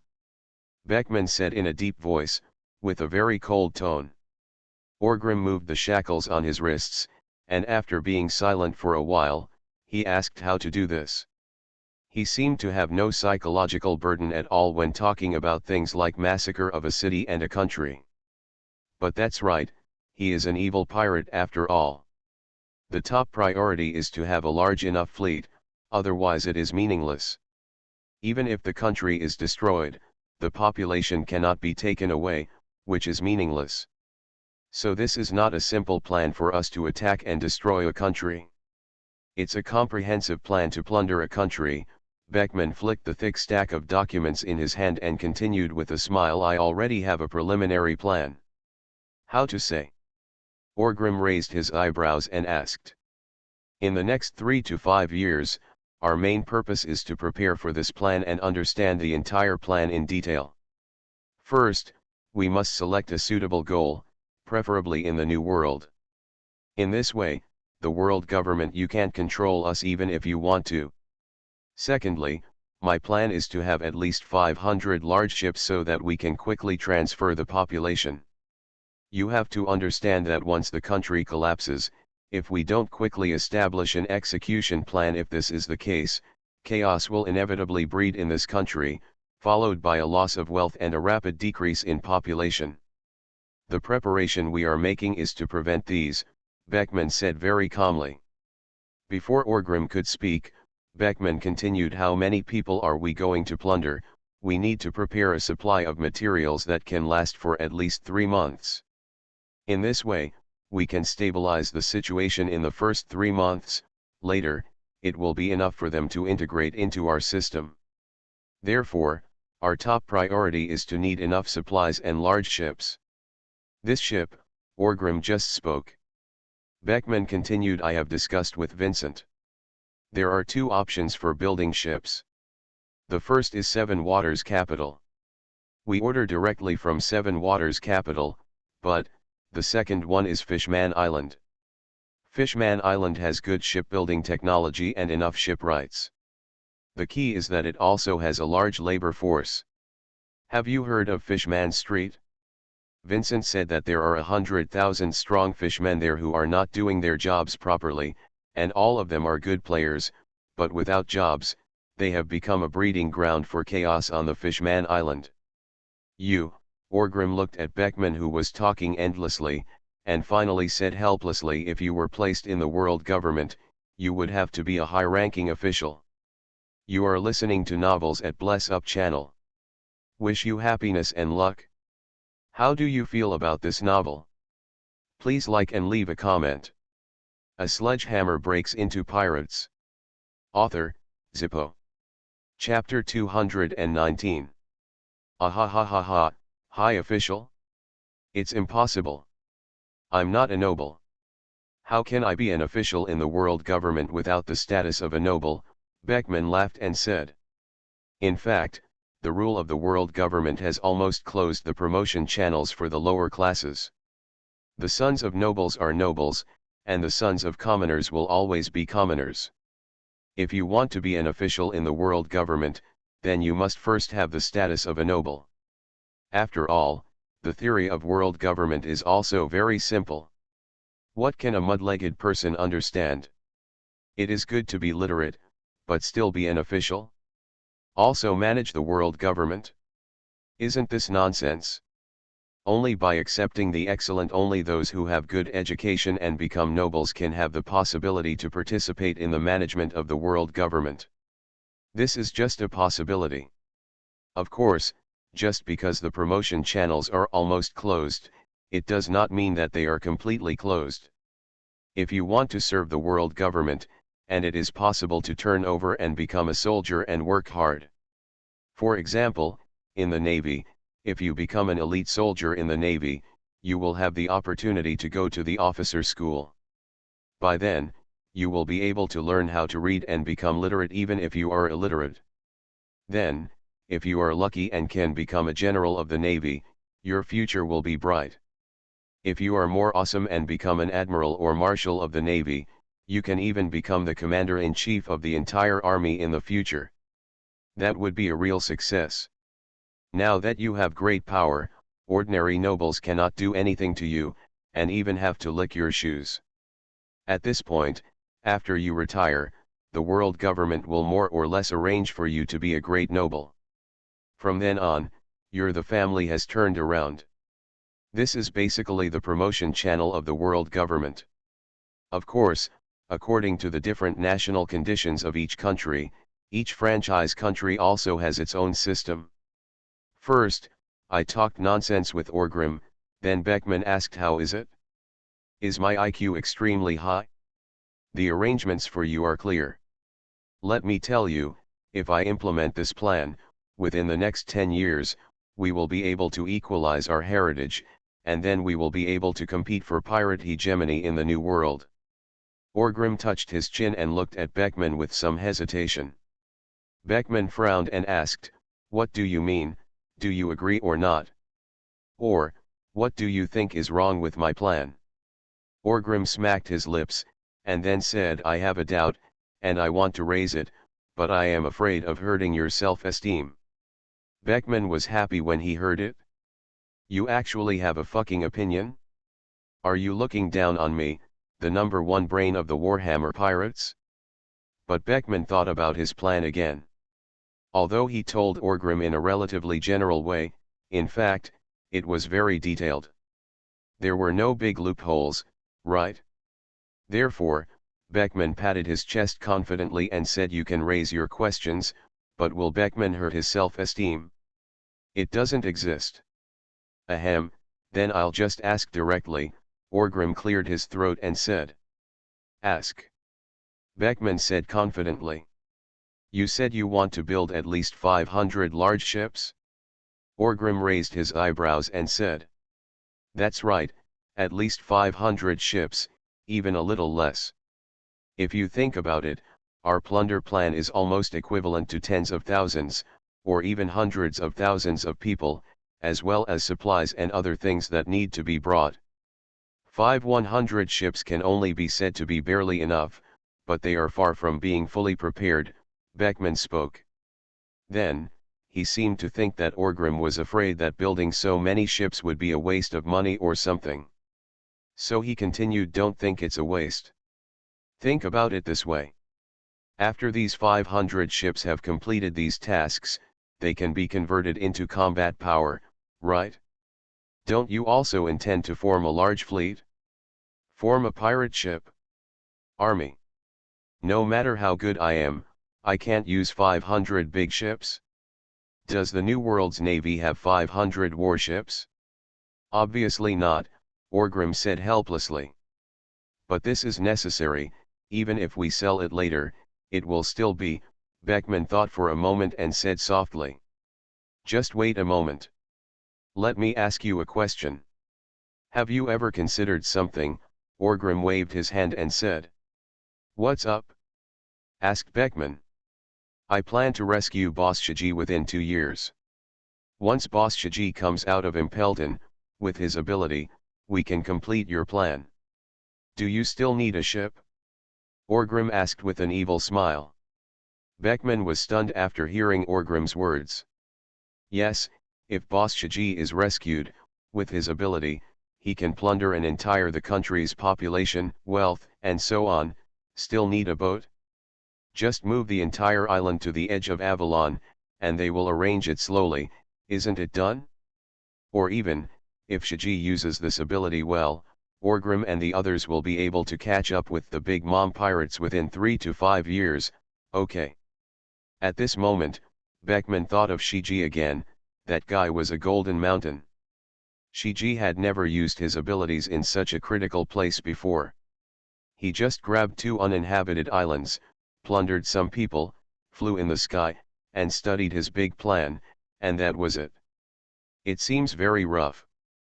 But if they follow the strategy of their Warhammer pirates, and with Shiji assisting them, wouldn't it be appropriate for the population of the entire Eternal Night Sea to not increase more than 10 times in more than 10 years?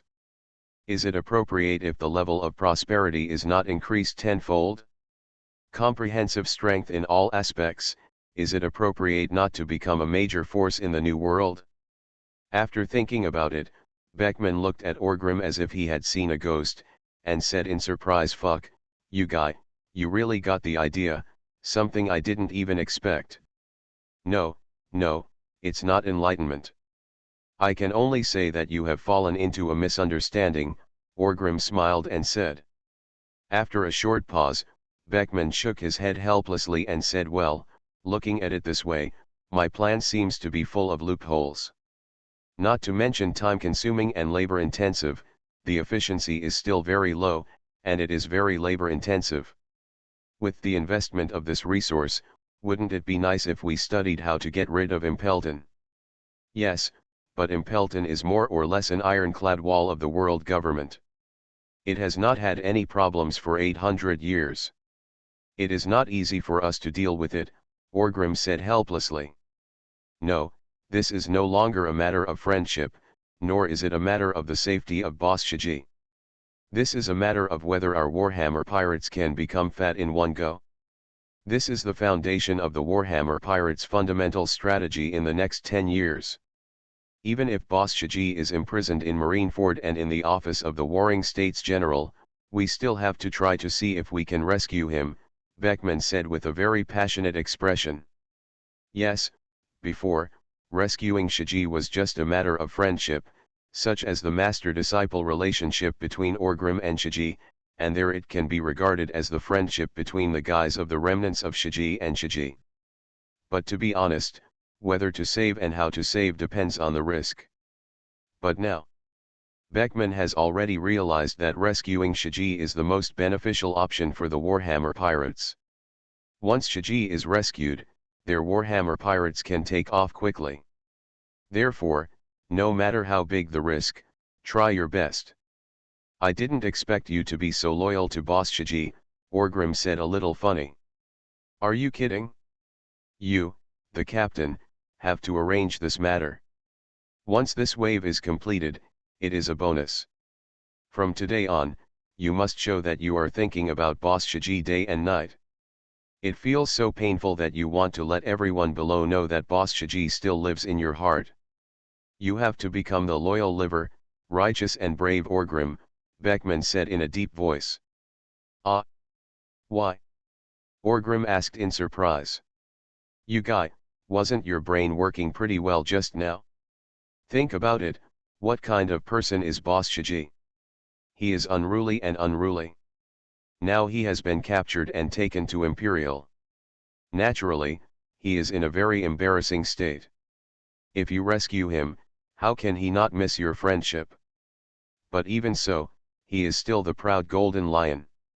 When he comes out, what do you think? Who is in charge here? Beckman asked. Before Orgrim could speak, Beckman continued, but if you show that you miss Boss Shiji and are loyal to him, and he comes out and inquires about it, you will be surprised. I will feel sorry for myself. When the time comes, I will definitely not compete with you for the position of captain, and... When Beckman said this, he stopped talking. Boss Shiji's strength must have declined. At the beginning, Nightingale and Indigo agreed that the rudder would affect his strength. It was not obvious later, but a little bit indeed. But if he went to Impelton, the torture he would suffer, there are also nutritional deficiencies and so on. It will inevitably mean that the strength will decline.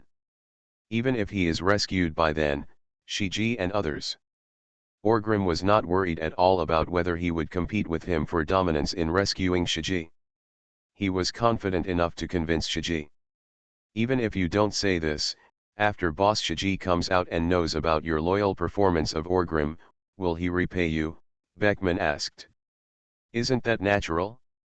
We rescued him once in the waters of Adver, and he regarded me as his heir. If we rescued him in Imperial, wouldn't he respond to our requests? Orgrim said without hesitation. Yes. Originally, with Boss Shiji's unruly attitude, it would be strange if he didn't slap you if you asked him to be a porter for you, transporting islands and so on. But if there is this kind of kindness, considering Boss Shiji's unwillingness to owe others any kindness. In terms of his character, 9 times out of 10 he is willing to take action. When the time comes, big things can be expected. Beckman said without hesitation. What do you mean? I'm going to show this now. Are you in a state of never forgetting Boss Shiji? Orgrim looked at Beckman and asked. Yes, others now call you Orgrim, the source of chaos, but you have to imagine yourself as loyal, and valiant Orgrim, do you understand? The advantage of this thing is not just this. It is a kind of spirit that can attract many pirates on the sea to join you. If anything happens to you in the future, there may be people who can imitate you. Is this spirit going to save you? Benefit others and yourself. Beckman said excitedly as he patted Shidunza. A sledgehammer breaks into pirates. Author, Zippo. Chapter 220. Happy Street on Avalon Island. Queen Stussy never left after coming to Avalon. Recently, she has been living in Happy Street, and occasionally visits Orgrim and other things to communicate with each other. What did you say?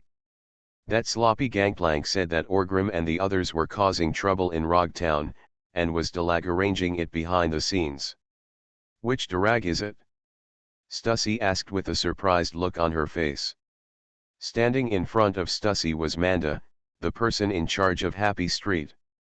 Speaking of which, Manda is also very beautiful and has a great figure. She is just a little bit human. Simple and a bit silly. I really don't know how she survived in Avalon. Is it because of Stussy's reputation? Lord Stussy, what else could it be? It's the former Vice Admiral of the Navy headquarters and the son of that hero, Monkey D. Darag, Manda said helplessly. Impossible. That guy Darag is the son of a naval hero. Even if he quits the Navy, he must still have justice in his heart. Why join forces with pirates? Stussy immediately expressed doubts. This is the information I received from that big-mouthed gangplank at the expense of my appearance, Manda said a little aggrievedly. Stussy thought about Gangplank's ugly appearance, then looked at Manda, and said distressedly, it's really hard on you, you have been wronged. In fact, it's not bad, his capital is pretty good, Manda said happily when she saw that Stussy cared about her. Stussy's face froze and she thought to herself, I am so stupid, I actually care about you, such a silly boy. She shook her head, a little helpless, but soon began to think about this issue again. Dalag shouldn't do it, right? Stussy thought uncertainly. Lord Stussy, that guy Darag escaped from the Navy headquarters. It was to take care of Garp's face that the Navy said he retired. From this, it can be seen that Darag does not agree with the philosophy of the Navy. Well, as for what you said about him having justice in his heart, to be blunt, Garp also has justice in his heart, but he has never said that our world government is good. Manda muttered. As soon as she finished speaking, Stussy frowned, as if she had caught some inspiration. Yes, since Darag has left the Navy, it means that he no longer agrees with the justice of the Navy.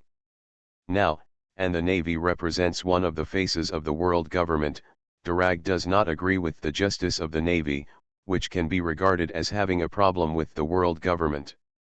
And a senior naval officer like him who is ambitious and has a bright future, just like this, from the Navy he ran away. You said he has stopped caring about the world. Is it possible? Impossible.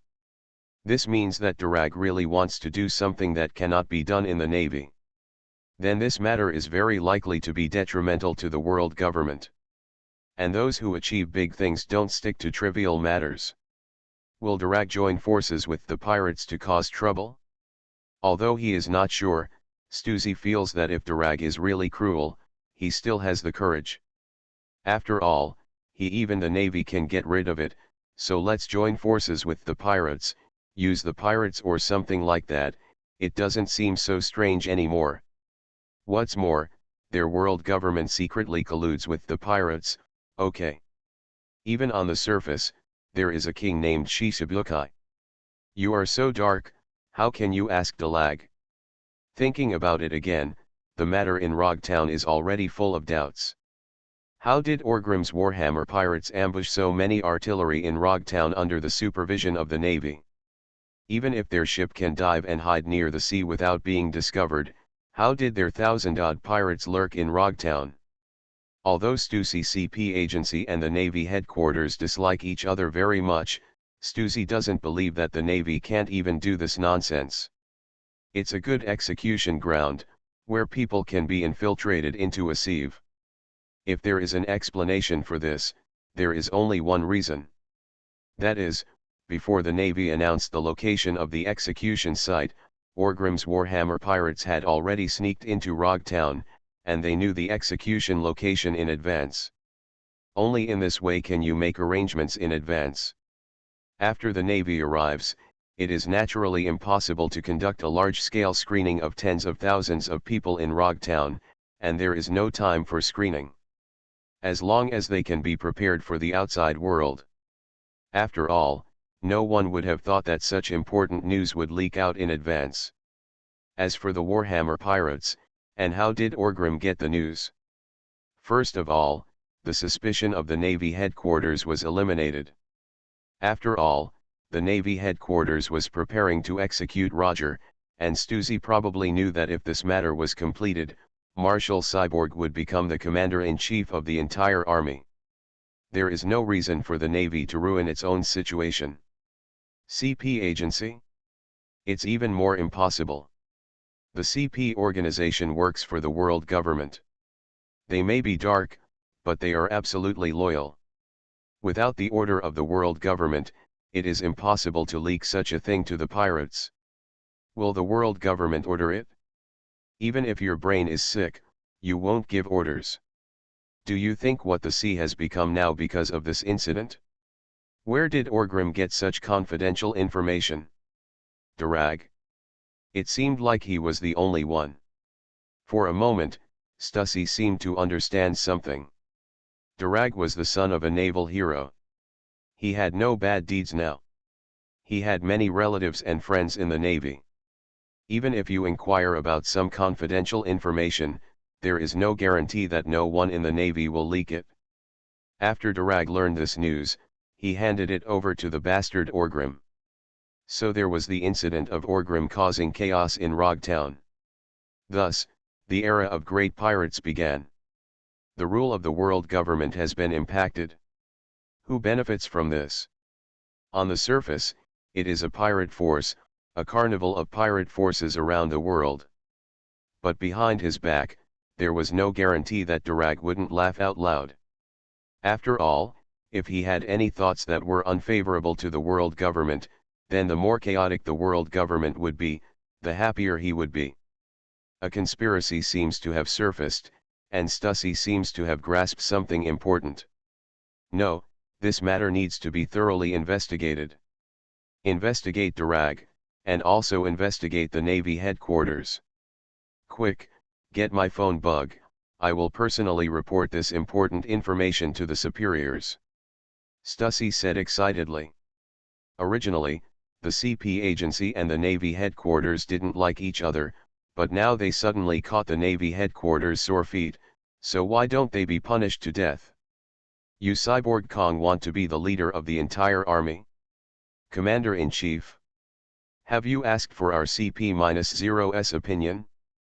Have you asked me, the Queen of Happy Street Stussy, for her opinion? Dream on. Oh, now it seems that these 15 billion Baileys were not given in vain. Wouldn't it be effective so quickly? Go to Manda and tell Beckman that our Happy Street is willing to invest an additional 10 billion Baileys in the second phase of Avalon, and we only want to gain the friendship of Lord Orgrim.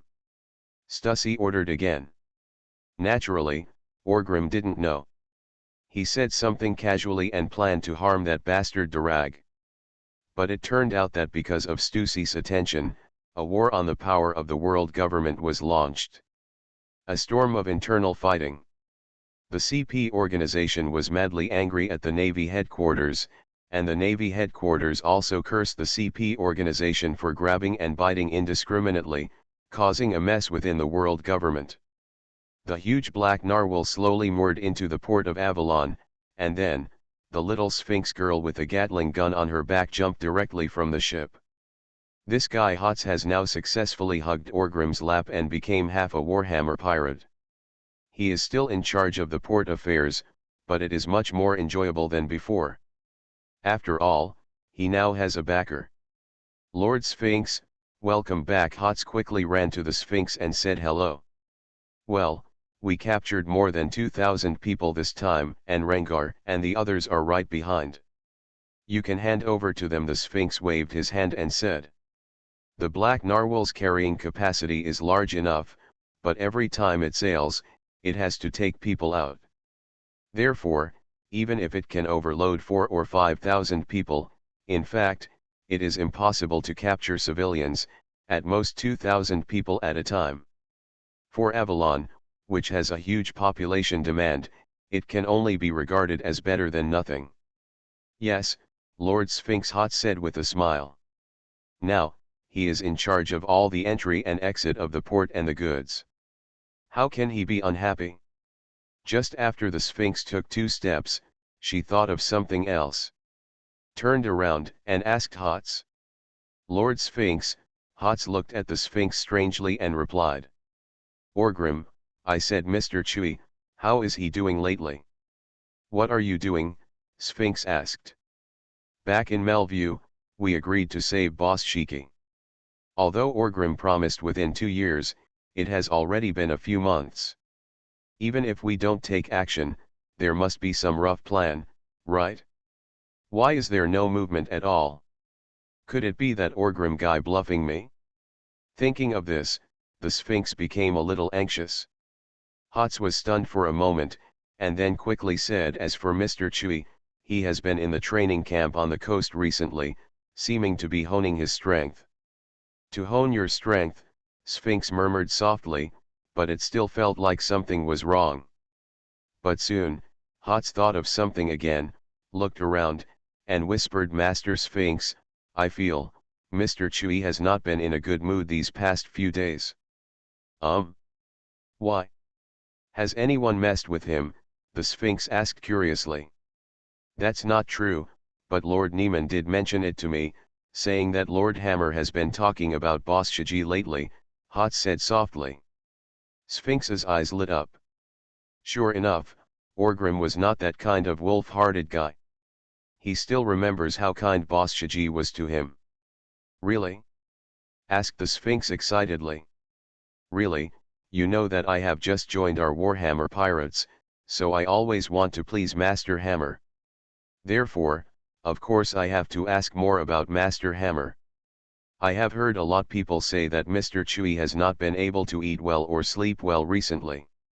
When walking on the road, he always keeps mumbling the name of Boss Shiji. Occasionally, he will burst into tears suddenly. What are you talking about? When Hot said this, he suddenly paused. The Sphinx asked eagerly, what did you say? Please tell me clearly. Do you want to take my gun? Hots was startled, but he knew that the Sphinx little lowly, she got mad and even dared to shoot Master Chui. So he hurriedly said, sometimes, Mr. Chui will suddenly burst into tears and say, he said it was all his fault, which was why his mentor was imprisoned in Imperial. He must find a way to rescue Boss Shiji or something. Real? Asked the Sphinx happily. Really, many of our cotters now say that Mr. Chui values love and justice, loyal to the liver and righteous to the bravery, Hots nodded and said. Sphinx shouted excitedly, I knew that Orgrim guy wouldn't disappoint. He is the disciple of Boss Shiji. He values love and justice. Could I have seen the wrong person? It's the beginning of the month, all the flowers and monthly tickets from all the bosses, give them to me, I beg you.